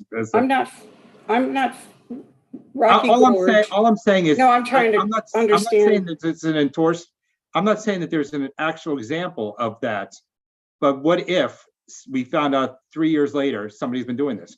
Are you going to do like what we did at Main Ingredient, where they added a bunch of chairs and violated all the rules they had, and they didn't get a fine or anything, and they just said, oh, well, we'll move on forward from here? Is there an enforcement? Are there, is it all just like cutting down a tree where you come back and just say, well, ask for forgiveness later, you pay $500? All I can say is we're enforcing the current MPDUs now. We haven't had an issue. But you don't know, people lie all the time. That's true, but all I can go with is what I've experienced. Okay, so but I think what we're saying is we need to have some guardrails in place, as Mr. Savage knows, that can, and I like the idea of following up with him every year. That's absolutely necessary, but we have to make sure that we enforce the rules and have strict penalties, because people will take advantage, and and just like they've taken advantage in the rental area, just like they've taken advantage of cutting down trees, they take advantage all the time. They will take advantage. And what can we do to protect that program to make it successful? And I think that's what I'm looking at. And I'm sure we'll be able to come up with some procedures to put that in place. Thank you. Yes. Okay. Any other questions on this topic? All right. We have come, I believe, to the end of the public hearing. Nobody is in line to speak. We've addressed all of the written comments. We've heard from everybody, and I will therefore close the public hearing on 0422 or 4022. And we can begin some deliberations. I'd like to hear thoughts of the rest of you. I think I just said what my concerns were. So it's all about enforcement. I hear you. Okay. And I was taking notes as you spoke. That's pretty much the only concerns I have as well. Ms. Dorsey? I don't have any concerns. I think from the staff report and some of the documentation and from all the feedback we've heard, it's obvious that this legislation is, it's been supported by even the 2009 comprehensive plan and so on. I'm not too concerned about the density issue as far as some of the discussions about multiple parcels being utilized to do a massive development in a primary residential single family area. We have existing zoning laws, and anything going forward will have to be in compliance with any existing codes and regulations for major site design and plans, and we'll still have to go through the same process we go through now. I think that development and adding this legislation, supporting this legislation will actually diversify development at a rate that will balance out, the need versus the demand versus supply. So I do think there's something to be said there. The larger parcels that are limited to single family units now, these changes in legislation would allow for multiple units to be on the same parcel and actually maximize and provide that same culture and complement the neighborhood, as mentioned on Tyler Avenue and others, where the parcel or lands are half acres and so on, that could accommodate and still be reasonably consistent with the existing structures that are there in place. Yeah, so I'm supportive going forward. I always have a concern about enforcement simply because I have a fraud background. So I'm always like, yeah, there's always going to be a way around. But as long as this is not a new issue, for example, there is an existing process in place for compliance, existing process for audit and review, I'm not too concerned about compliance and enforcement going forward, as long as there's already an existing structure and that's clearly called out in any recommendation that we provide. So yeah, going forward, like I said, I don't have any opposition or objection to the legislation. I think it's quite fitting for the time. And I think that if we fail to approve this or recommend approval, that we simply will continue to have more single family parcels or single family development versus multifamily and continue to widen that gap going forward, which doesn't meet just the overall need for housing in the city going forward. So those are my thoughts. Very well said. I have a quick question, Bob. When we're doing our deliberations, do we normally just keep the panel? Do we keep the public panelists up on the camera? I mean, the discussion is limited to us and staff. Right. And I'm just wondering, when people are shaking their heads and rolling their eyes and stuff, it's just a little disconcerting. So maybe we can, Well, if we maybe want to take. It's as if we were in the chambers, council chambers, and people were in the audience rolling their eyes and shaking their heads. Yeah, but they wouldn't be like Ignore on it. Zoom in our faces. That's All fine. right. You can, everyone can stay. I would just say it's the public sees it. So we just want to be careful. Okay. Yep. Thanks. I do have to say, I agree with Ms. Rubio Dorsey that we would have to have in the recommendations for enforcement. I personally don't feel that, that everything's in place that needs to be in place. And I don't believe, and I'm really more worried about the burden that it places. You could have the procedures in place, but if you're overburdened, then that's when they're not effective. But I have no issues with the density. I live in a condominium community. There's several dozen condominiums in my community that have sold in the past year in the $200,000 range. So there's plenty of affordable housing of workforce housing units that have been sold right in my neighborhood. And I have no issue with that. Okay. My question is, and maybe this is if Eric is still on the line, we are so close to doing a major comprehensive plan. It's so close to being finalized. Doesn't it seem to make sense to do what's essentially a zoning amendment and something of this size and scope, and which would really be enhanced by getting public support, during the comprehensive process? Is there any benefit to doing it that way versus this way? No. Could you expand on that? This has just been so thoroughly vetted. I mean, you know, I shared the example from the 2009 comprehensive plan, which was already sounding the alarms over the increasing affordability of housing in Annapolis. It's only gotten worse. I mean, the Housing Affordability Task Force had great data to prove that out, you know, and candidly, our upcoming comprehensive plan update is really just continuing the same recommendations that were made in 2009 with a little bit more nuance, you know, but it's this stuff has been thoroughly vetted, in my opinion. So what, so I coming guess in my bad- question is, if bad, everyone, I don't know.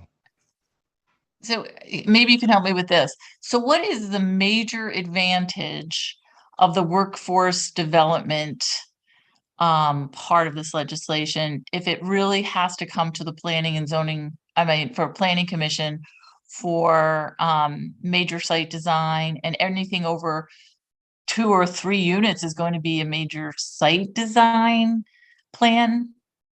So what am I missing? I just don't see why it's as important as it seems to be in people's minds, but because I think I'm missing something major. Just for the workforce party, the non-tax credit funded workforce housing. I understand with respect to some of the others, but help me out on the workforce housing part of this. I'm not sure I understand the question. I've seen, there was somebody who wrote in, I think it was the architect that works for Leo Wilson on 4th Street. He was saying that, you know, we really shouldn't worry about this. There's going to be transparency. The planning commission will have authority to review any project that really has more than, I think in his testimony, I can flip back to it. I think he said two or 3 units. It's going to go through the same public process that we have now. Number one, is that true? Yes. Yes. Absolutely. So then if it's going to go through this process where the public is involved via our planning commission, what do we get out of this? It's not like it's going to go faster, you know, the approval of these workforce housing units. No, but I think I can weigh in. It's just as development. Wait, actually, I just want to hear Eric, and then I'm kind of curious about what you have to say too. But Eric, so what is the benefit? We're leveling the playing field for people, for projects that currently have a very difficult time happening in the city because there's very little incentive to build housing for that that demographic that is making less or a little bit over the area median income. And there's really nothing in our market economics in Annapolis encourages that kind of housing. This is essentially providing a tool for that to happen. What is the tool if we're going to have to review anything that's over 2 or 3 units? What is that tool going? What is that tool? It's not going to be tax credits. What are they getting out of this? They're still going to have to go through the planning commission where we have to, you know, do our site design review criteria, you know, approval. That's the part I think I'm not understanding. They're able to build additional units on the same site.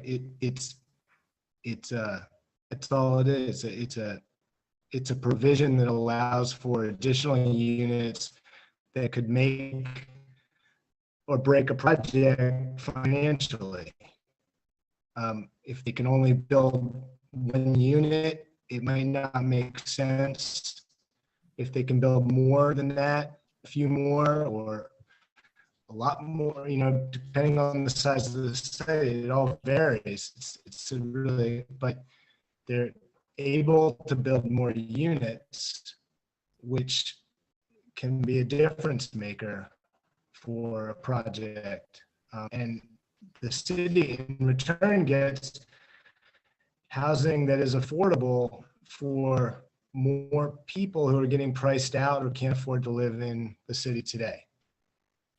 So I get that, and I think I'm all for that. I think we all are. So what I'm trying to get at is if there's this unknown about where these, I'm just going to call it the 60 unit workforce housing development, where those units can go, would it be possible to just say, here are those areas that we want to see those type housing developments go?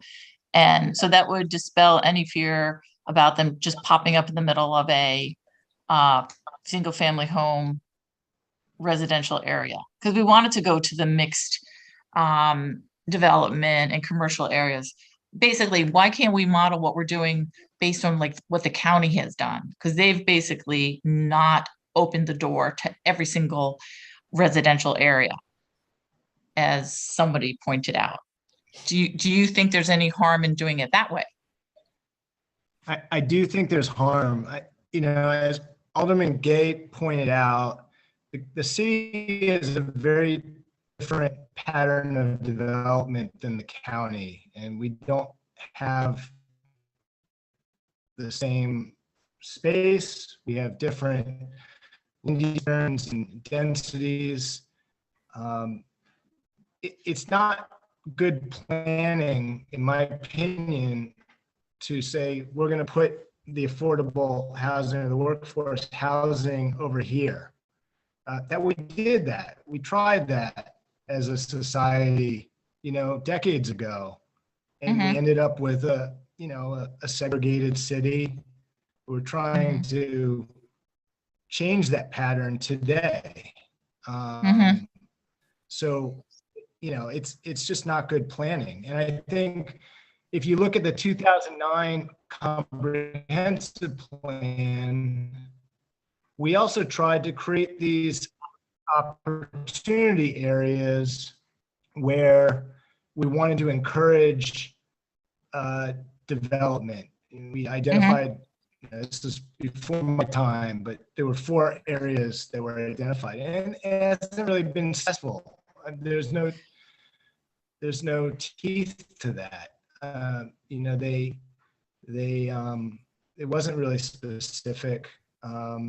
So, basically, this is one tool. It's not going to be we're going to need more tools, to really create the housing options that are needed. But this is just one tool. Thanks. Do you think it would be a good idea to use the same enforcement language that's currently used in the affordable housing regulations to just make sure the workforce housing has similar oversight and guardrails, if you will?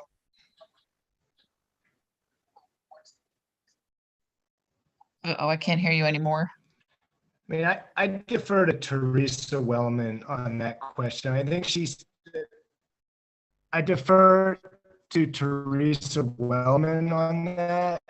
I think she answered the question well, and then we have to see how many units are created and if needed, we'll change our administrative policies. Yeah, right now, this is an annual process. We're not checking everybody every month. We're checking people once a year. Yeah, but if you had, a couple hundred of these, it might involve increasing staff and whatnot, which, obviously you could adjust. But would you agree that maybe having the same structure for oversight that the affordable housing has in terms of enforceability and whatnot? That would. I don't think why because wouldn't our, we- Mhm. our Why wouldn't we want to NPDU apply? I was gonna Our say, why wouldn't we NPD want to? process isn't that different. It's not that different. Well, I was trying to find the difference between the way the MPDUs are handled and the way affordable housing with tax credits. You know, the important, I understand the tax credit oversight is much more robust and does a really good job. I don't think we have a lot of experience other than, you know, we, as you said, we have only 10 for sale MPDUs and 18 rentals, and not a lot of experience so far. 20 years. 20 years yeah, I know, of but I mean, experience. well, I mean, we just got the rest of those rentals recently, but whenever, I guess I'm just really wary of language that says planning and zoning may assess owner a fee or may assess a fine. I think it would be much stronger for us to actually say fees and fines will be assessed. I don't like may every, you know, where we can. It just hasn't worked out in the past, as several people have said in other scenarios. So I think strengthening that language from what's used in MPDUs would be a good idea. And I'm just wondering if we can do a comparison of a little bit of the affordable housing language and see if they ever use may instead of must. I know there's some fines and penalties. There are really no penalties assessed under the MPDU program. Yeah, it would just, I would hate to see it happen that we have a, you know, a situation that didn't work out, and then we find out we could have done a better job at tightening up the law, and then we'll say, oh, it's too bad we didn't think about, you know, including better language in our enforcement you know, section of the code for this. And this is our opportunity to do it. And I mean, I think I would take a stab at doing it too, because I think it's important. But yeah, do you have any of the affordable housing penalty and fines language handy that you could help us with? I'm sure there's lots of, I mean, I can look at other jurisdictions that have MPDU programs. I mean, Montgomery County's been in the MPDU business for about 40 or 50 years now. I mean, oh no, I was there's looking more for the workforce housing, just Well, that language, because it would almost be the same thing. I mean, basically what you're trying to do is just make sure that people are eligible and that they stay eligible. I mean, that's basically it. Right, but so in the all case you of have to do MPDUs, is check income. And if they don't, you know, if they don't follow the guidelines, I can look at other jurisdictions to see what language they have in their regulations, just and make some suggestions on how we can beef ours up a little bit. yeah, because I was going to look at the NPDU or, you know, the language that says if somebody sells to an ineligible person, the proceeds of that sale go to the Affordable Housing Trust Fund. And the bottom line is, who goes after that? Who gets it? Who pays for the litigation to go get it? If you've got a landowner that says, oops, you know, we sold it, you know, by mistake, we didn't realize it was restricted, and oh, we forgot to tell the city. I don't know. I'm talking 30 years down the road. Who's going to come back and file suit? Our city is loath to file suit against developers. We know that. So we just want to write in some guardrails here that will take care of that. And I don't think anyone's against it. I don't see it in the MPDU language. So I'm just saying maybe we could do it here. I think it's a good idea. It's what I would recommend, and I probably won't vote for it unless it includes language like this. But anyway, thanks for your help. Anything else, Ms. Butler? I would just like to address one point about the county legislation that's come up several times. The county is actually in the process right now of expanding the scope of its workforce housing legislation to add it to their R5 residential districts, among other districts. That's a district that allows 5 units to the acre. The 5 actually, you know, that's how their number system works, and they're working on that and to other districts, and to change it from being a special exception use to what they call a conditional use. And a conditional use is really the equivalent of a use subject to standards. So that's all under consideration. It was all introduced at the beginning of July, and if anybody on the commission wants to review what they're proposing, it's Bill 5419, and there's also a Bill 5519 that they have heard, which prohibits discrimination based on age, ancestry, citizenship, etc. That's being considered in tandem with Bill 5419. Thank you. Mr. Svakianudis, Yes, sir. comments? No, nothing really. I mean, I like everything I'm hearing. I support it. I think it seems to me everything that I've gone through seems like it's very thorough. I don't see, when one of the aldermen spoke and said that some of these things were random and that doesn't go through the normal process. I don't see that. I see that it's going through the full process. So to me, I like it. It looks good. Okay. So Okay, have I missed anybody? Mr. Pline, I don't know where he's not even here anymore. I have, if it's my turn, I have one very simple question to ask of Mr. Lashinsky. Okay, in an R3 zoning district, would the R4 building codes apply?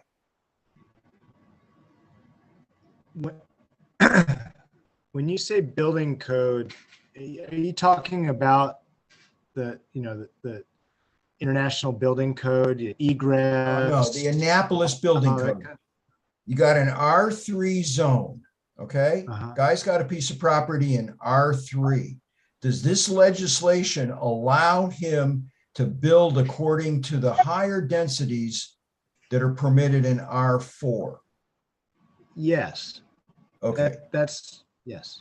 But does that developer or property owner need to comply with the building code setbacks, roof heights, sidewalks, and so forth that are in our building code?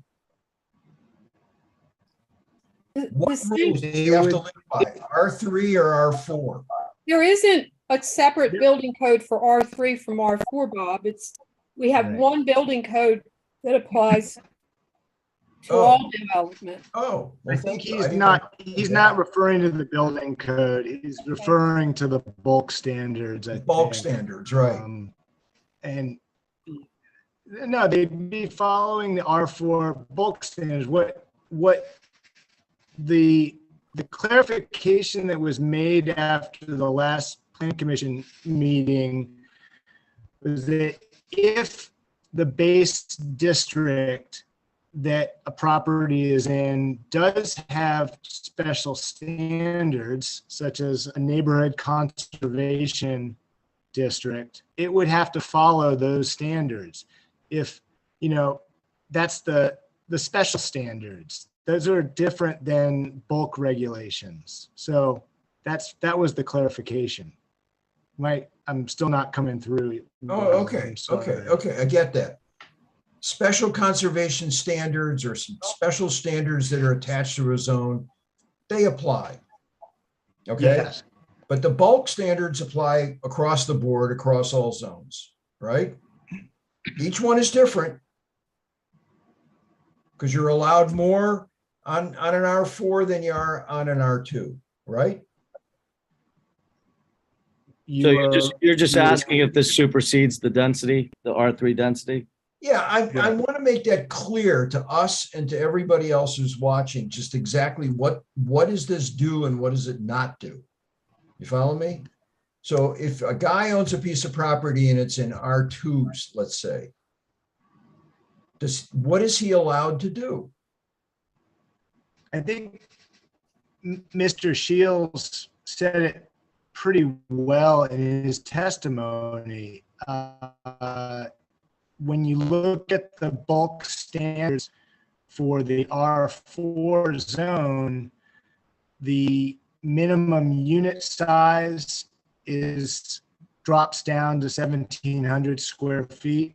It's still quite large. And you're allowed to do more units per acre, but obviously you're still going to be limited by your site. And yeah, that's basically the setbacks are, you're going to follow the R4 setbacks, but they're comparable. So it's really, I think it's really just about the minimum unit size. That's the major, and how many you can fit on the site. Okay, all right. See, this is helpful. These specifics are very helpful to convey what this legislation might and might not do. I think it's Right, very. and Bob, that's the question that was raised in our last meeting, and whether we have to go through site design review under 21-22-080. And so, right. Is that I a think question? it's important. Well, no, I don't think we actually answered that question in the back and forth between staff in the questions that were asked. So I think I understand it, and I think you just clarified it, which is good, which is that anything over greater than 2 units must comply with the general standards of section 21-22-080. Site design review. Yes. Okay.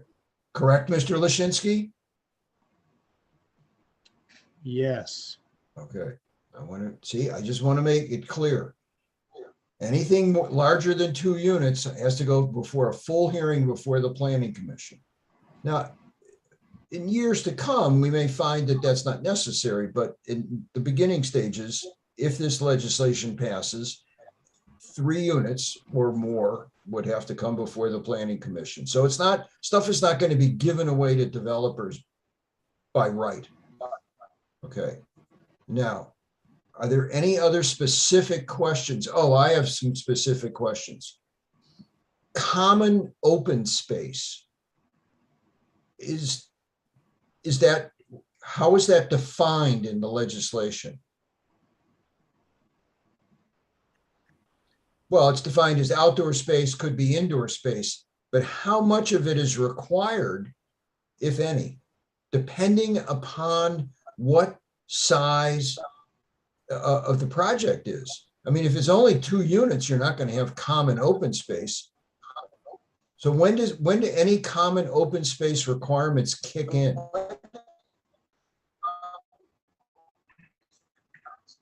Bob, I think that we saw the common open space as written, something that we would address on Wait a minute, a there are 2 project people by talking. project basis. Wait a minute, there are 2 people talking. One at a Sorry. Hey, go ahead, Jackie. Right. I think we in our many discussions about common open space, we had decided not to put in a specific percentage amount because we felt that this is something that should be considered on a project by project basis. And it would serve it, and if it was a major site design, obviously just as you all have weighed in on other projects in terms of what constitutes common open space, it would be something that you would be weighing in on these types of projects, but we did not specify an amount. We felt that should be flexible. Okay, I have a comment to that. Mr. Lashinsky, do you have anything to say further? No, that sums it up. Okay, I want to make a comment since we're in deliberations here. I want to make a comment. I think that that's a mistake to look at it, quote, on a project by project basis without any kind of standards, that can be pressed against the applicant. And I think that there's one that has come in front of us as a work session and may come in front of us as a formal application, in which it was very obvious that we had absolutely no leverage to require common open space that made any sense. And so I think that it would behoove this legislation and the sponsors to look at when should percentages of common open space kick in. How when you're talking a little courtyard building of 4 to 6 apartments, yeah, there's no real common open space. There's no room for it. But when you're looking at 20, 15, 20, 30, 35, 50 units, you've got a community there that you need to start thinking of for the future. Where are those teenagers going to play? Okay, so that they don't, I don't need, that's what we need to be thinking of. And so you can't just leave it on a project by project basis, because the pressure from the applicant developers is so great that it just overcomes a planning staff that doesn't have at least minimum standards. Bob, I think, them and up. maybe Eric, maybe you can answer this. So something like that, if it's a larger development, it would go for site design review, and then our adequate public facilities law would apply, and it would be 500 square feet per unit of public or recreation space that we would need to supply. Is that right?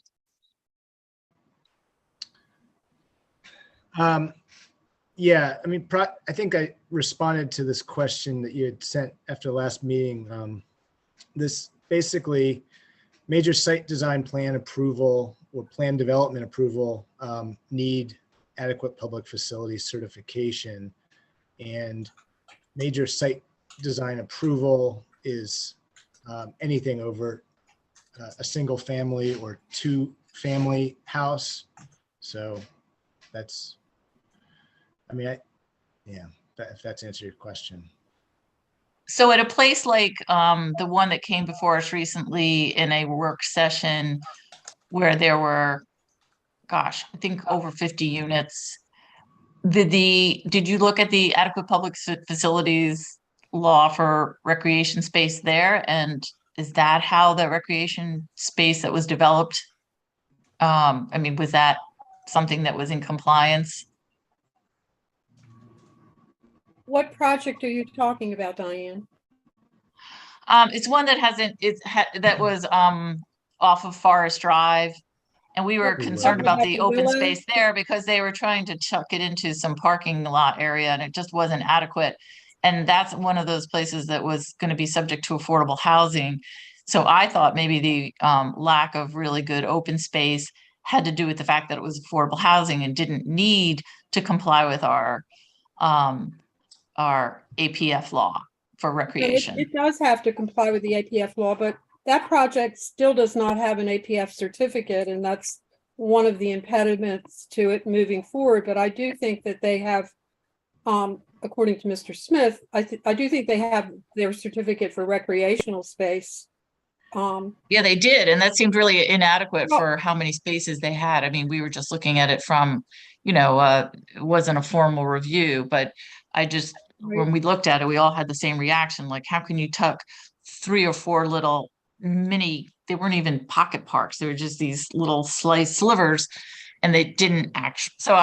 But you answered my question, which is it does have to meet adequate public facilities. So we don't need to go into detail of that particular project, but that's the answer. It does have to meet APF for recreation if it's a major site design. So thank you.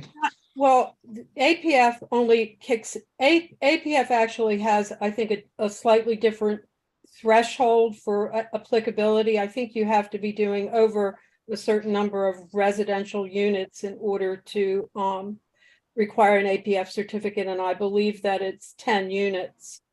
So but we just heard 2 or 3, so that would be good to clarify.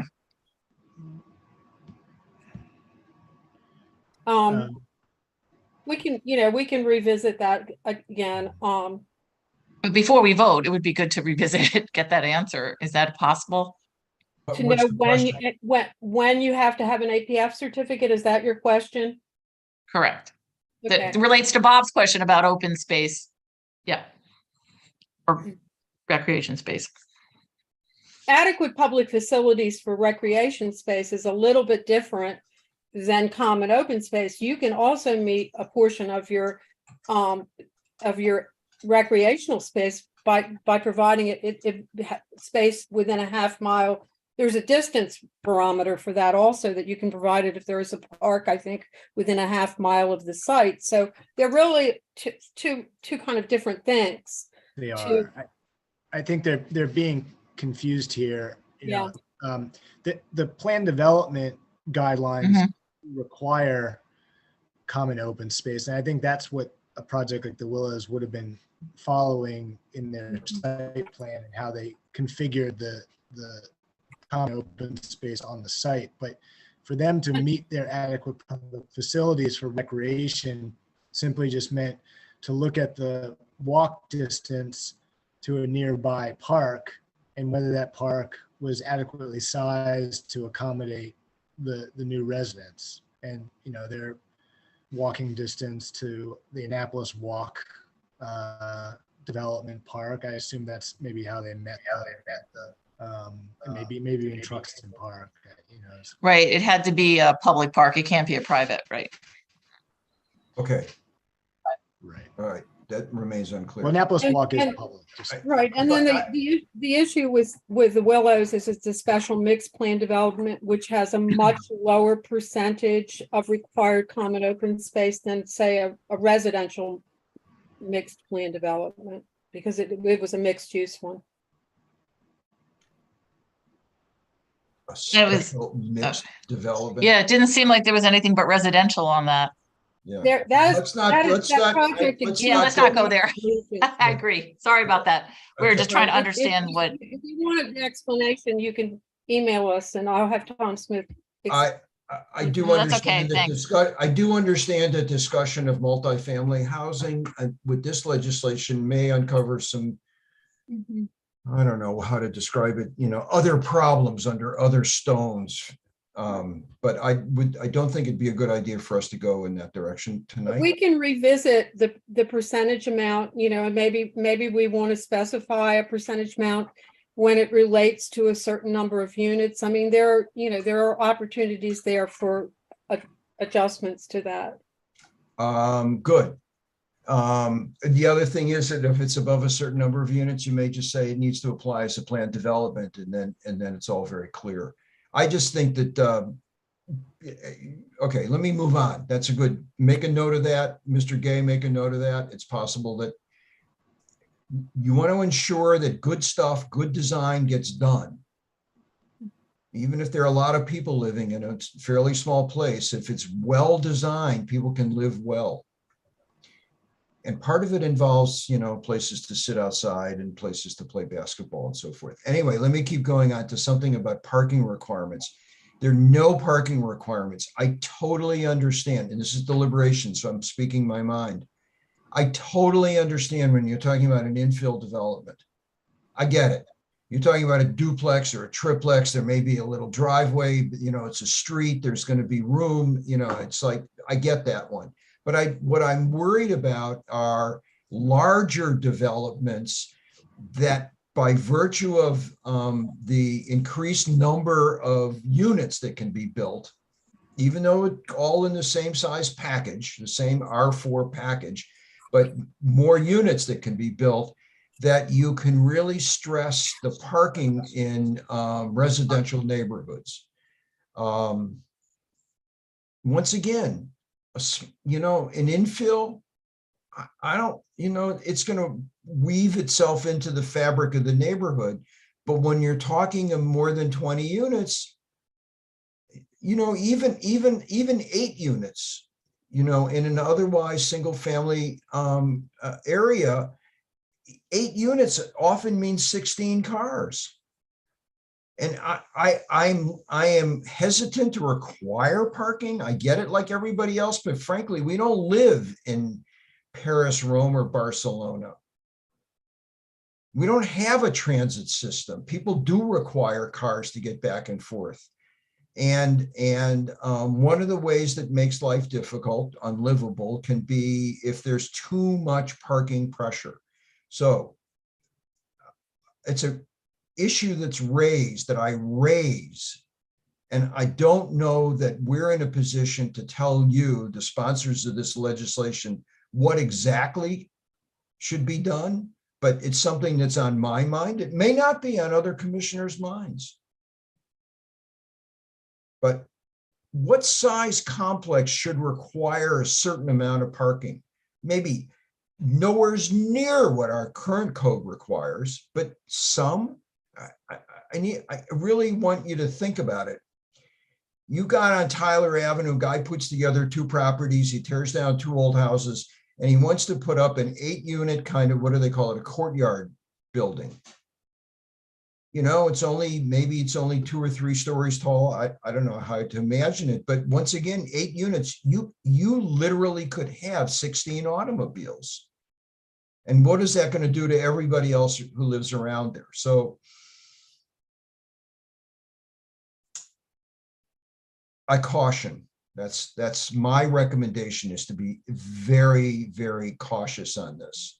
And Bob, I would just agree with that, because if you drive through Oxford Landing, where they have, it's a wonderful densely populated, their townhomes right next to where they're going to build Rocky Gorge. Right. No one planned for people having 2 cars. So it's dangerous as heck to get through there sometimes, especially a lot of people have their work vans. You've got HVAC guys and plumbing guys, and there are situations where it becomes almost hazardous. So I think it's important to at least think through that. And I haven't really, and I don't know the numbers and what the shared parking would look like, but I think it is an issue to consider. Okay. Okay, because once again, we're recommending to the council sometimes, you know. We talked a lot about enforcement.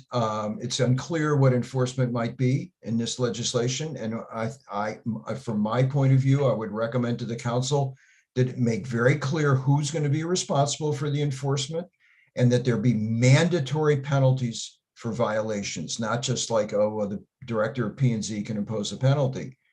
Who shall qualify the recipients initially and over time? Who keeps, in other words, who monitors?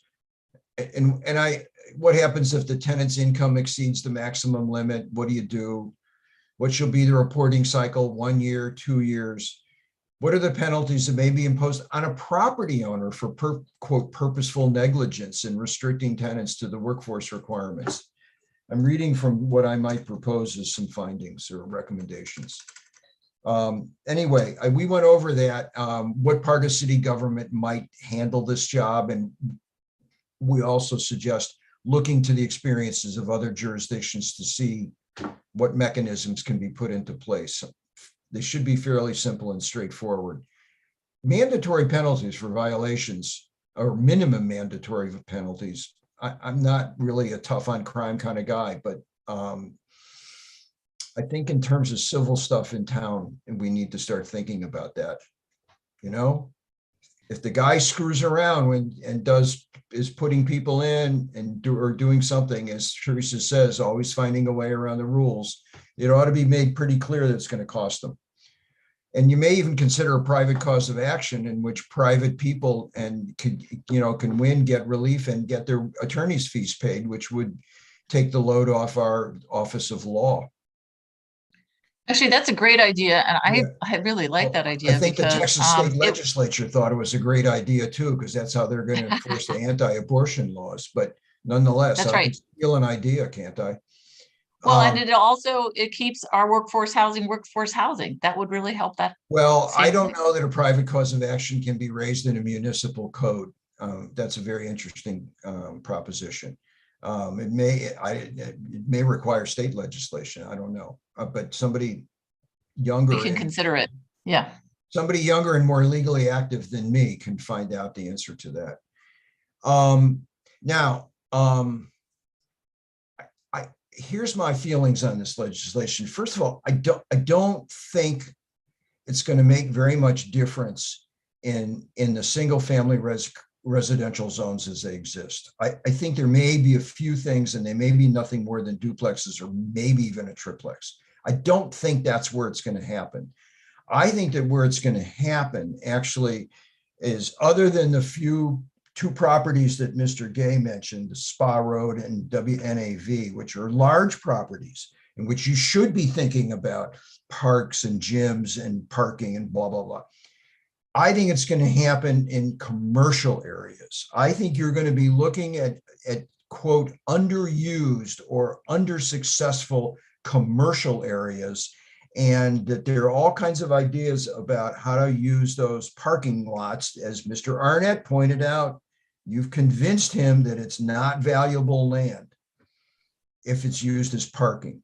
And so I could see the Bay Ridge Giant. I could see housing all around the outside. I could see the Safeway being repurposed in some way. I could see a number of smaller strip centers, with 2 or 3 floors of residence above. And so one of the things that I want you to consider is, if you allow workforce housing, are you also going to allow commercial operations use underneath on the first floor? In other words, does it truly become mixed use? I don't understand the legislation well enough to answer that question, but that's the way I could see this happening. A gas station going out of business and a 3-story building built. Okay, and you may want to continue the shopping center operations on the first floor. It may be a 4-story building, at the corner of Tyler Avenue and Forest Drive, where Annapolis Seafood or where the tire company is. And everybody says, no, we don't want totally commercial there. We don't want a Wawa there. But maybe stuff on the first floor and residences on the second, third, and fourth, or however many that can be built there properly. That's where I think this is going to go. Okay. I don't think it's going to enter into our residential neighborhoods. I think it's going to go to commercial properties, small, mid, and large. Okay. So I think that those are considerations that I've raised. I'm very concerned, just to go over them again, I'm very concerned about, hey, when are we going to require a common open space? Okay. Or are you just going to allow these guys to jam in, and then we raise our hands and say, hurrah, we built workforce housing that's going to be basically slummy in 15 years? No. 2, the site design review stuff I think has been clarified, but I just think for the public's purposes, they should know that anything bigger than 2 units is going to get the full, as the Jews would say, the full Megillah.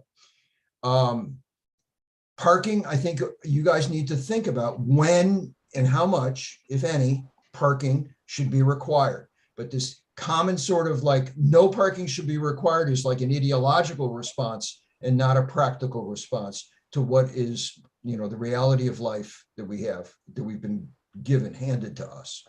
Okay, we're in this, this stupid auto-centric society. But you need to think about it above a certain level. 4th, enforcement. I think we talked enough about it.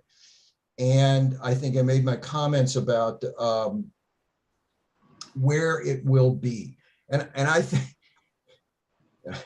I thought the comment from the Eastport Civic Association, I don't want to be too hard on them because they're engaged and engagement is good. But they said that we should stop consideration of this because we don't know what's going to happen. That's true about a lot of things.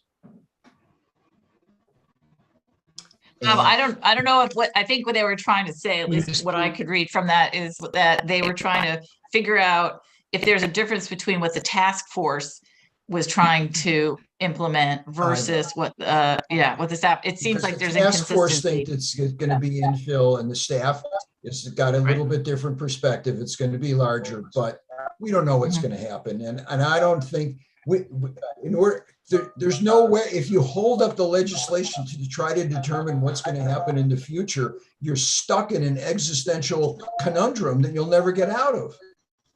Because Sure, but I think there are ways to clarify some things. To find out what's going to happen with the legislation. So anyway, I think that we've talked it out. I've talked it out enough for my personal purposes. And I would entertain a motion that the Planning Commission recommend to the City Council that they approve the legislation with 5 additional sub-recommendations, shall we say. First, having to do with common open space, as I discussed. The second thing, clarifying for the world what site design review is going to be required. Third, considering parking requirements, if any, and if so, to what extent. 4, enforcement. And 5, well, kind of think about where it's going to have effect. And I guess really the question is, and really the recommendation is to consider making it clear that if properties are developed in commercial zones as they exist today, that commercial activity will be allowed on the first or second floors, whatever you think is appropriate. Do you follow me? I don't want it. I want that to be made clear that's a potential incentive because the commercial floor space is more valuable. And I'm concerned about incentives and lack of incentives here. And I think actually that Mr. Arnett raised a couple of interesting things, you know, like having to do with property taxes. I mean, it's always tough to take a hit, you know, to diminish your property tax revenue. But on the other hand, this is something that this city really needs, this missing middle. And the stories about children and Mr. Shields on being unable to live here they're heartwarming or heart throbbing. Mr. Wallman, So clarify. if I've made that, I don't know if I've made my motion clear. Are there any questions on the motion? I don't have a second yet. Are there any questions? Bob, I have a comment more than a question. Even though Alex is out of Wi-Fi range, he wanted to make it clear that he doesn't agree with any parking restrictions for this legislation. So that's on the public record for Okay. got it out there. Okay, well, if we get around to findings tonight, I will make sure that Mr. Pline's feelings are known very clearly.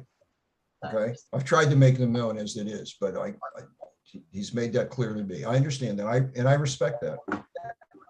And I respect the amount of time and effort and attention he's put to this legislation, and it's unfortunate that technically he's out of it.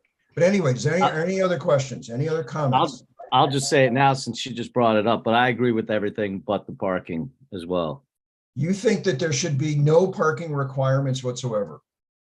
I think we have to decide which direction we're going with that one way or another, you know, and if we believe that parking requirements shouldn't be a thing, then we can't just kind of pick and choose which way we're going to go with that. Okay. You know? May I respond? Yes. Okay, here's my response. My response is that I don't think that we should require parking in smaller developments. I don't think we should require it. I agree. But I think that the larger it gets, I think we need to look to see what effect it will have on surrounding neighborhoods. And the other thing that the leavening to that, the balancing to that is that the guy who's building the property is going to want to know how much parking he wants to put in or not. So maybe you're right, Tom. I mean, I feel like that's up to him. He decides if that's going to be, if he can be successful with no parking. That's fine. If he feels that way and wants to invest the money, then I just don't think we can play that game. Okay, that's you and Mr. Pline agree. Yes. You're in agreement. We are in agreement. You are in agreement. I will make that clear if we get to findings, okay? Okay. Okay, all right. Ms. Rubio Dorsey. Yeah, sorry.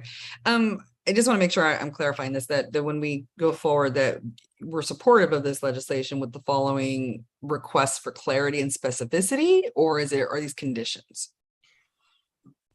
The former. Thank you. Because it's not an application upon which we can impose conditions, which could actually, could end up on a plat, for instance, in the land records. It's a recommendation, a recommendation to city council on a legislative matter, and which gives us flexibility to point out things okay. Yeah. Anything else? No. All right. Mr. Iams? I like what you're saying. I don't have a problem either way with the parking, because I think it does matter that they should at least consider the parking issues. I'm not saying that it has to be really clarified, but at least consider the parking issues. Okay. I do think, though, you said one word, enforcement. Do we need to spell that out a little bit more about what we're concerned about, or do we need to give them more information on that? Because if we say force, do we need to give them, or we could do that at the city council meeting? may I propose that I just simply read the paragraph that I've written as what I'm going to propose as findings in an hour, okay? Okay. Let me just read it. I'll read any of it. Now, enforcement of the regimen is unclear. We recommend. So we should propose it, right? Can I finish? We recommend. Oh, I didn't. Let him talk. I didn't know you. Sorry, I didn't know you were reading it. Sorry. Enforcement of the regimen is unclear. We recommend to the council that it make clear who is responsible for enforcement and that it make mandatory penalties for violations. Who shall qualify the recipients initially and over time? What happens if a tenant's income exceeds the maximum limit? What shall be the reporting cycle? What penalties may be imposed on a property owner for, quote, purposeful negligence in restricting tenants to the workforce? That sentence can come out. What part of city government shall carry the burden of enforcement? And finally, looking to the experiences of other jurisdictions with workforce housing experience will be useful. Okay. Can I comment? Yes. Can we, so I like all that, but can we be more specific and actually just pull up the mandatory penalties and violations for affordable housing and just cut and paste them in? And then we can all agree when we read the findings, whether they work or not? Because if we just say, you guys do it at your own leisure, they're never going to do it. City council doesn't have time to go look at affordable housing. They're not going to do it. They say that they're looking to us for the help to do this stuff. Okay, well, I'm not in a position to pull them up right now and to go into that. I think that we've got other things on an agenda to do tonight when we were asked actually by the sponsors of legislation to get something done. And so what I would recommend is that you pull them up and that you supply them to the who's Well, but I just don't know if I can do that in an hour and give my full You attention don't to have these to other do it pieces. in an hour. You can do it Okay. before when it goes to, before it goes to committee. Well, I mean, if we're going to vote on it, we may as well include what we want to say, right? Because if we don't, what are we going to do? It's just going to go to them with a bunch of, Bob, it's kind of superfluous if we just say, oh, you got to consider these things, because of course they're going to consider them. I think they want recommendations for us, and I think it's our job to do it. I don't mind doing it. I just can't do it in an hour and give my full attention to these other pieces of legislation, which I think are important also. Right. Well, So- I can't, okay. Can I interrupt? Is this something that we can help here? I can have somebody take a look at it in the morning. Well, the thing is, Ms. Bell, is that we were asked to cooperate with the sponsors of the legislation and to keep it moving along. And so what our plan has been for tonight is to take a vote. And then while we go on to other business, take a look at the end of the meeting at some proposed recommendations. That's all these are. And then vote on those recommendations so that this legislation remains on track. And so I think that those kinds of things, I mean, maybe we could put in the findings that there'll be an appendix. I don't know. I was hoping not to get too specific. Yeah, I think specificity is super important here, and I'm willing to work with Lisa on those in the findings. So you can make the recommendations and maybe we can fill them in, Bob, because I think if we just say, consider issues of, How about an enforcement, appendix? consider How about a parking. proposed appendix? And then at the next meeting, we'll take a look at that proposed appendix. Okay, Okay, all right, thank you. good, all right, So good. That'll Bob, do. let me just point So- out there that any amendments, if you have very specific language like that, that's something is especially regarding enforcement. We really need to have our Office of Law look at that and make sure that it integrates with our existing system of enforcement too. So perhaps just specifying that you want robust enforcement might, as you originally suggested, might be the best way to Yeah, go. I'm not comfortable with I'm that, just because we've done that presenting a before. different So point of view. maybe we could just take the time and do it, and I can work with either the Office of Law or Lisa Bell to make sure we get it. That might be the best. May I recommend something, Mr. Chairman? Acting Chairman? Can we just take a vote? on whether or not we need that specificity in our findings. Fine. Okay, sort of a pre-qualifying vote. The basic motion on the floor is that we recommend approval and that there be 5 issues that we are drawing the attention of the council towards.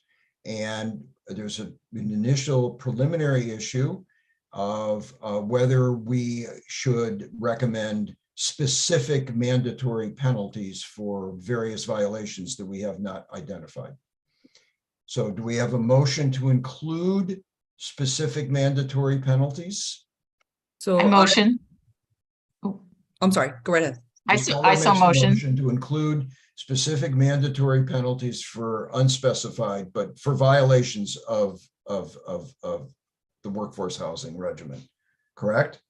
So, so I hate to interject here, but I thought the question was also to look at neighboring jurisdictions to see what they do and how they handle. No, workforce that's legislation. simply a recommendation. We're not, Okay. that's just a recommendation. I think that Mr. Gay got it, and he's got a very capable staff here that you know, can look around the state and across the country even to see, to help them in their process. All right, we have a motion on the floor about whether we want to include specific penalties, mandatory penalties for violations. Do we have a second on that motion?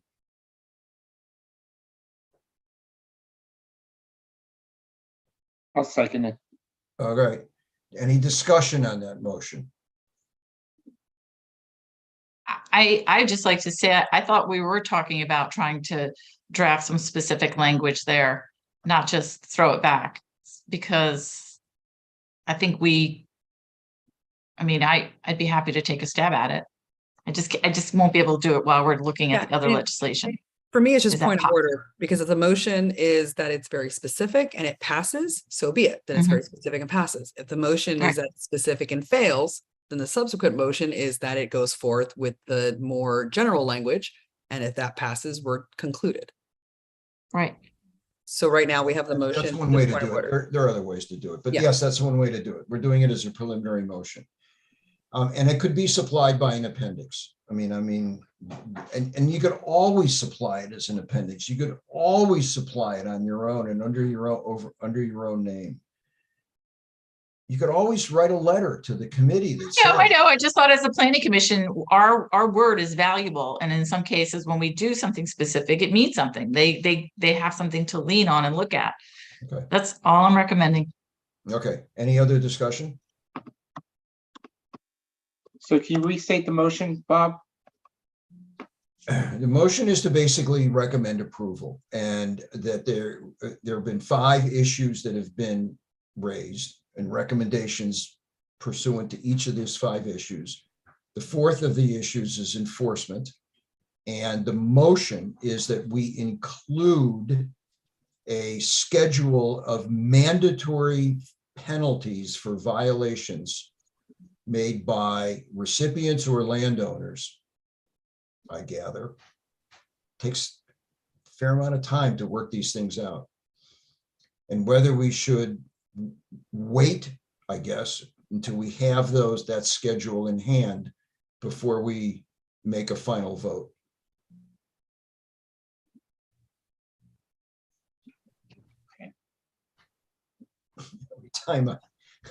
Every time I describe the motion, it gets more complicated. Well, I don't think you can use an or. It has to be, you make the motion to include specific recommendations for penalties. And then you made the motion, I seconded it, and then we got into discussion. So I think we just have to vote on it. No, point of order. He called forth the motion, you put forth the motion, and Dave and Mr. Iams seconded. So we're on a second. So now we're in discussion. And so now we're in vote. I don't know. Yeah, now we can finish. If the discussion is closed, right, then we can vote. Any further discussion? All in favor of that motion, say aye. Aye. Aye. There were two ayes. I didn't hear that. Yes. And all opposed say nay. Nay. That's 3. The motion fails. Once again, no, Ms. Butler, as I said, I think you can accomplish your task by another means. Yeah, no, Okay, thanks. let's go back to the primary motion, which I've made, which is that we recommend approval with these 5 issues. And I might say that in we have a second. Did we get a second? Well, so Alex, was against the parking. I was against the parking. I'm wondering if we vote on that as part of the 5 Okay. as well. May I suggest? Because unless there's anything else, anybody, I think maybe we all agree on the other stuff, but that might be the only one. No, I hear you. So if I could suggest that, once again, similar to what Ms. Butler, a sort of preliminary motion, that we include in our recommendations to the council that at least 2 of the members, maybe more, felt that there should be no parking requirements and that it should be left to the discretion of the applicants. Okay, that be included in our written recommendations. Yep. Okay. So that's sufficient. Do I need to clarify that motion anymore? No. Diane? I'm not sure I understand the motion, so I don't think it matters. Include with respect to parking, the issue of parking, we include in there that there are at least 2 commissioners, there may be more of you, who don't think, who agree that no parking should be required and don't agree with I think the the rest of- motion should be that the parking should be, we make a motion to recommend that no parking is required, or we make a motion to recommend that parking be considered and give some actual meat to that, put some meat on that and make some recommendations about what we think it is. Let's keep it simple. So, Let's take a vote right now. Who agrees that we should not, that we recommend to the council that no parking should be required? Okay? Me. All right, well, that's a motion. Second it, Tom? Second, yep. Any discussion on that, just so it's clear? So, okay, so we'll recommend, or there may be dissenting votes, and we'll report those dissenting votes and so forth, okay? Okay. All those who agree that we should recommend to the council that no parking should be required for any workforce housing, say aye. Aye. Aye. 1, 2. All those who disagree with that perhaps some might be required, as we discussed, say nay. nay. Nay. Okay, so once I again, personally don't think it should be addressed. I just think it shouldn't even be, I don't know, that we even need to say anything. you don't think we need to say anything?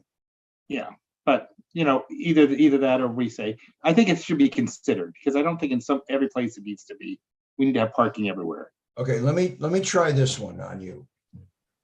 The parking requirements or lack thereof also require clarification. Mhm. 2 questions arose. 1, if an applicant supplies any parking spaces, even 1, does he or she have to provide then all the spaces that the underlying zone requires? Follow me? It was an odd question that arose. Yeah. 2, is there a minimum number of units which might require spaces? That's the essential question. Is there a minimum number of units which might require parking? Example, parking for a duplex built on a residential street might be supplied by public street parking. But a complex of more than 4 units might overload available street-side public parking. Clearly, one size does not fit all. Nonetheless, there are cases in which some amount of on-site parking might be called for, and if so, some guidance to the Director of Planning and Zoning should be given. Okay. I mean, it's the middle path. Yeah, I agree with that. You understand? Yeah, and I think of one of the issues where this actually came into play was, going back to Uptown Murray Hill. There was that whole debacle there where the developers sold the units telling people they had parking on the street as city residents. And then apparently when it was first developed, that whole development wasn't allowed to be able to use city streets, and was telling everybody if they had a second car to go park in the parking garage across the street. So I think sometimes it really has to be spelled out. So Okay, I agree. okay, all right. Okay, so do you get I get the gist. the underlying motion and how we're bringing attention to certain issues? And I will, by the way, in the course of the meeting, which is come on now to goddamn 10 o'clock, is I will look at, adding in the dissenting votes here. I mean, I think you guys should be represented. Oh, it's just a recommendation. So Yeah, but if you give me a minute. Okay. Any further discussion? Okay. I'm calling for a vote. All in favor of that motion to approve? Say aye. Aye. Any nays? I think without clarification, we're just leaving too many things that I think we, as a planning commission, can tackle. So I think it's the easy way out, and I feel like we should do our jobs. Okay. So anyway, I know I'm dissenting here, but That's okay. That's okay. You put your I know. reasons for your dissent, and they're reasonable reasons. So it's a 1, 2, 3, 4 to 1. Okay. For recording purposes. All right. Now, it is now almost 10 after 10.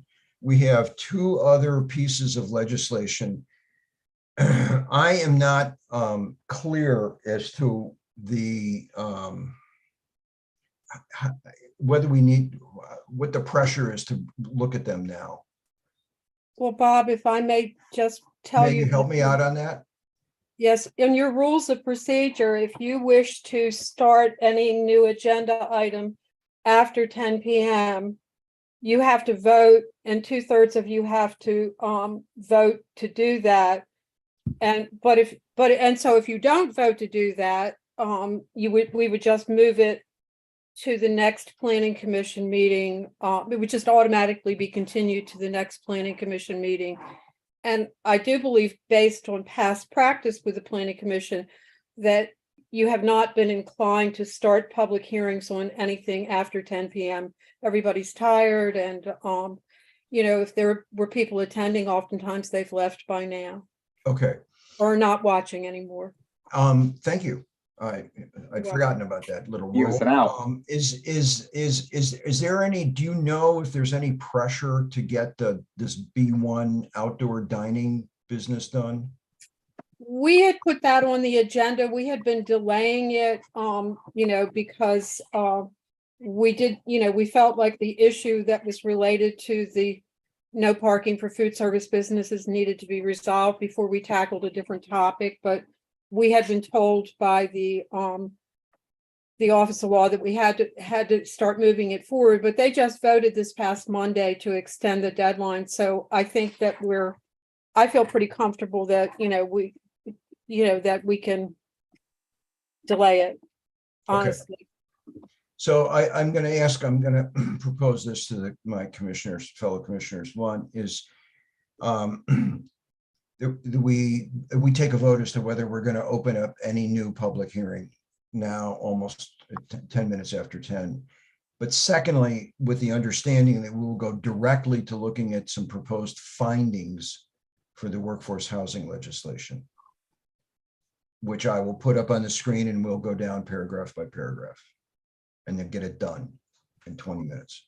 Is that okay? Good with me. Okay. Yeah. All right. So I'll move that we will not open any new public hearings later tonight, and that those items will be automatically moved to the first January meeting. Do I hear a second? I second. Okay. Any discussion? All in favor, say aye. Aye. Okay, good.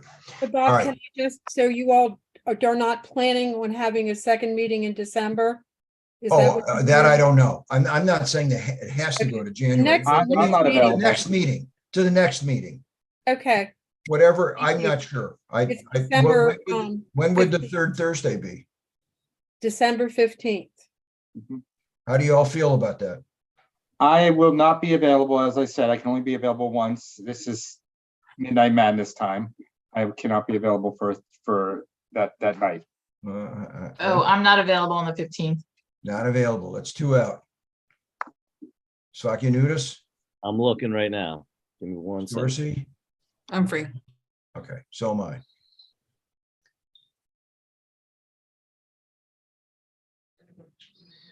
I'm free. All right. But we can have Kim check with Ben and Alex to make sure that one of them is available. And then if they are, we will schedule the meeting. Okay, good.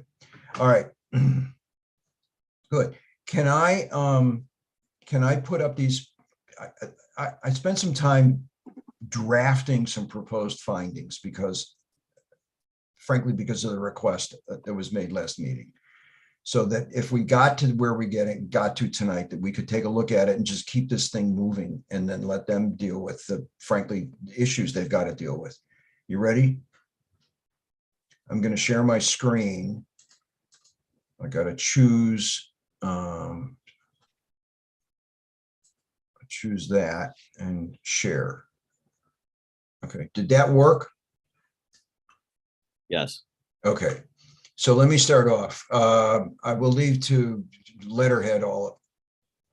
Somebody will do that, not me.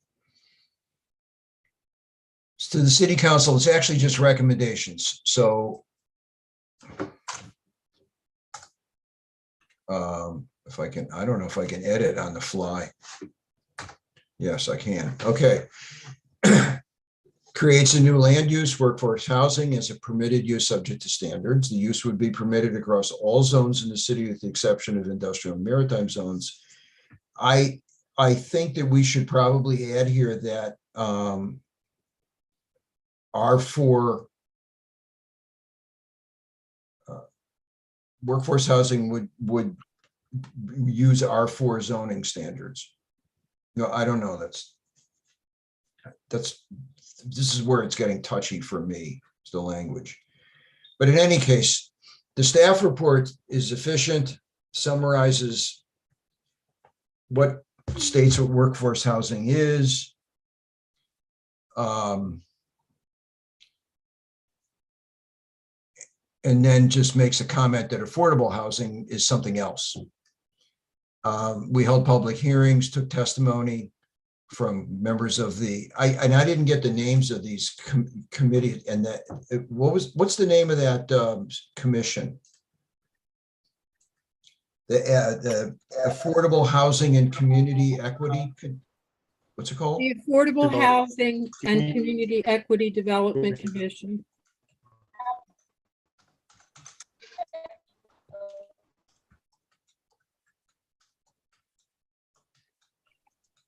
There's a development before commission. It's got another letter. Okay. Yes. The need was made clear. And the need was expressed as far back as 2009, probably before then, but at least as far back as 2009. And the legislation is elegantly simple, but aims to accelerate and make more flexible the construction of workforce housing. That's its aim. Well, that's its aim. I wouldn't say it's elegantly simple, and it's affordable and workforce housing, Bob. It's what? It's not just workforce housing, it's affordable and workforce housing. Well, never mind. It's fine the way it is. I shouldn't really weigh in. I thought that this only applied to workforce housing.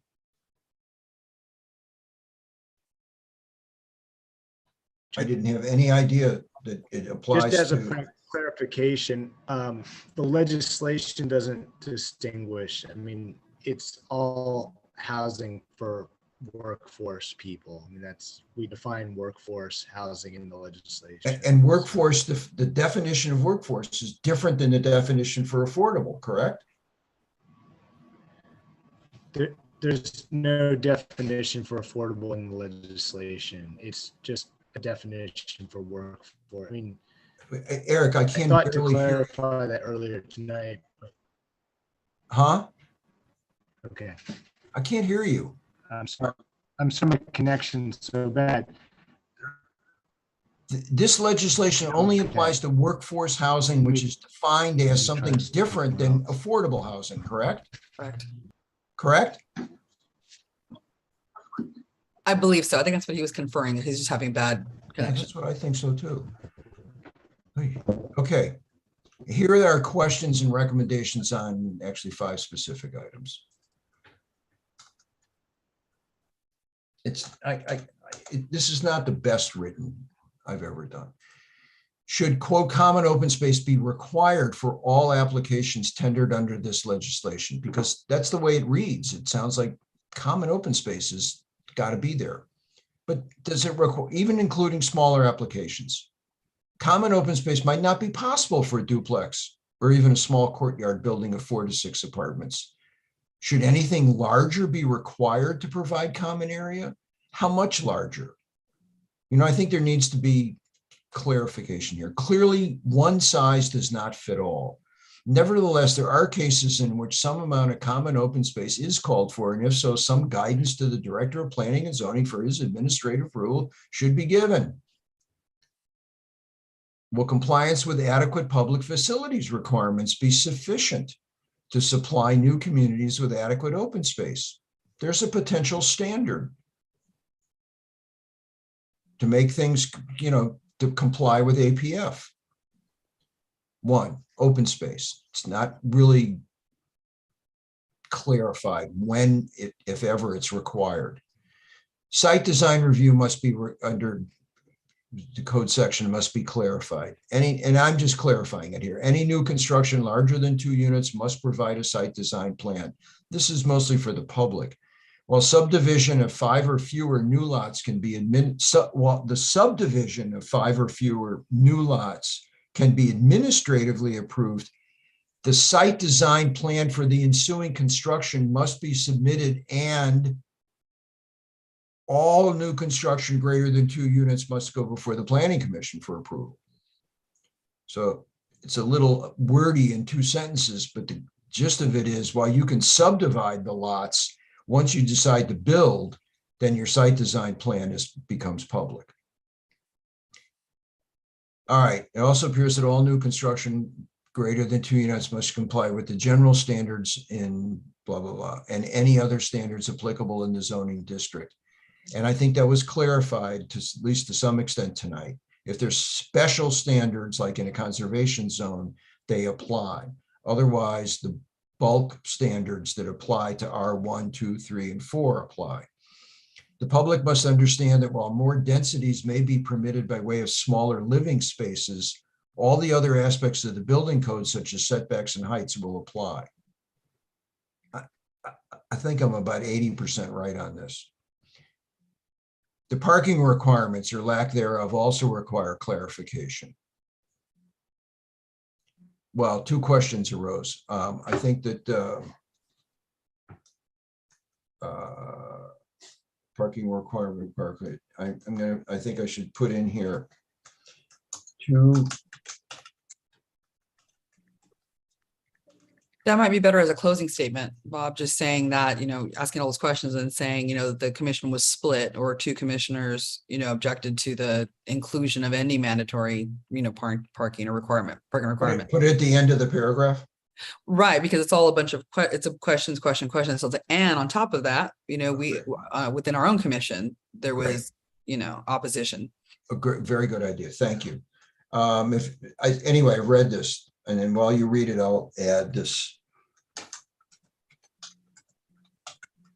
And while you're typing as well, I just went through the staff findings and the actual legislation, and the word affordable is used 19 times, but not affordable housing by definition, more in the terms of a sentence that says workforce housing should be affordable to the workforce, but it's not workforce, it's not affordable housing by definition.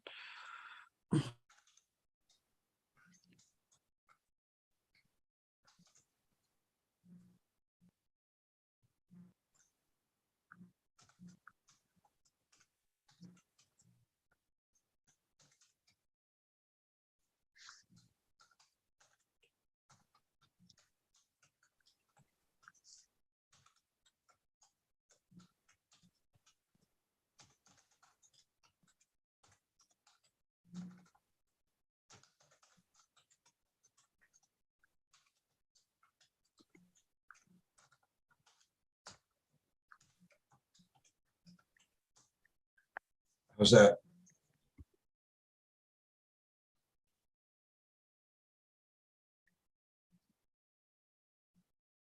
I think that's fine. Well, I'm not the one dissenting from that. Okay, I did dissent, I agreed, but I think it's fine as written. okay. Enforcement is unclear. We recommend, I mean, very clear, I read this before, but we recommend, you got to do something with enforcement here. You can't just start this whole big machine in motion without any way of monitoring it. And it may not be a big machine. I think it will be.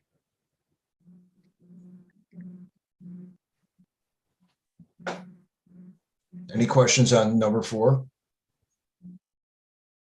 Hearing none, I'll move to number 5. While workforce housing may in the abstract be built in nearly every zone of the city, in practicality, every application must comply with the base district regulations. For example, in R1, 6 units per acre, if a half acre is available, 3 units could be built. But I should say, but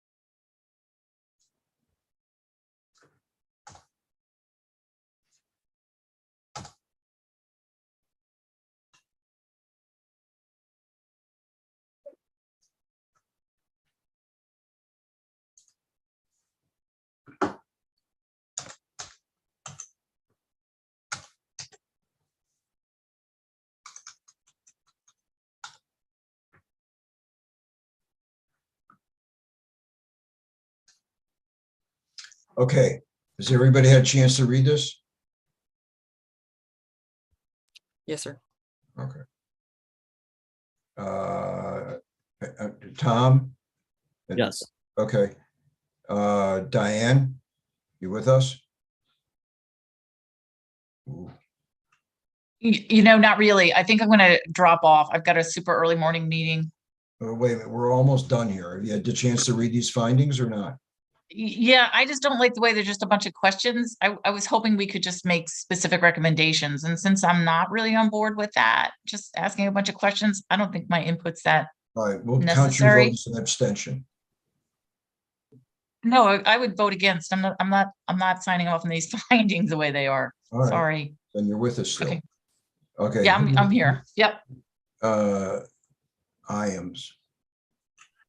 Well, as this is only recommendations, I'm okay with it. If this was an actual thing, I would be more inclined to go with Diane. But we still have a lot of things in the meantime with city council meetings, so we can say more. Okay.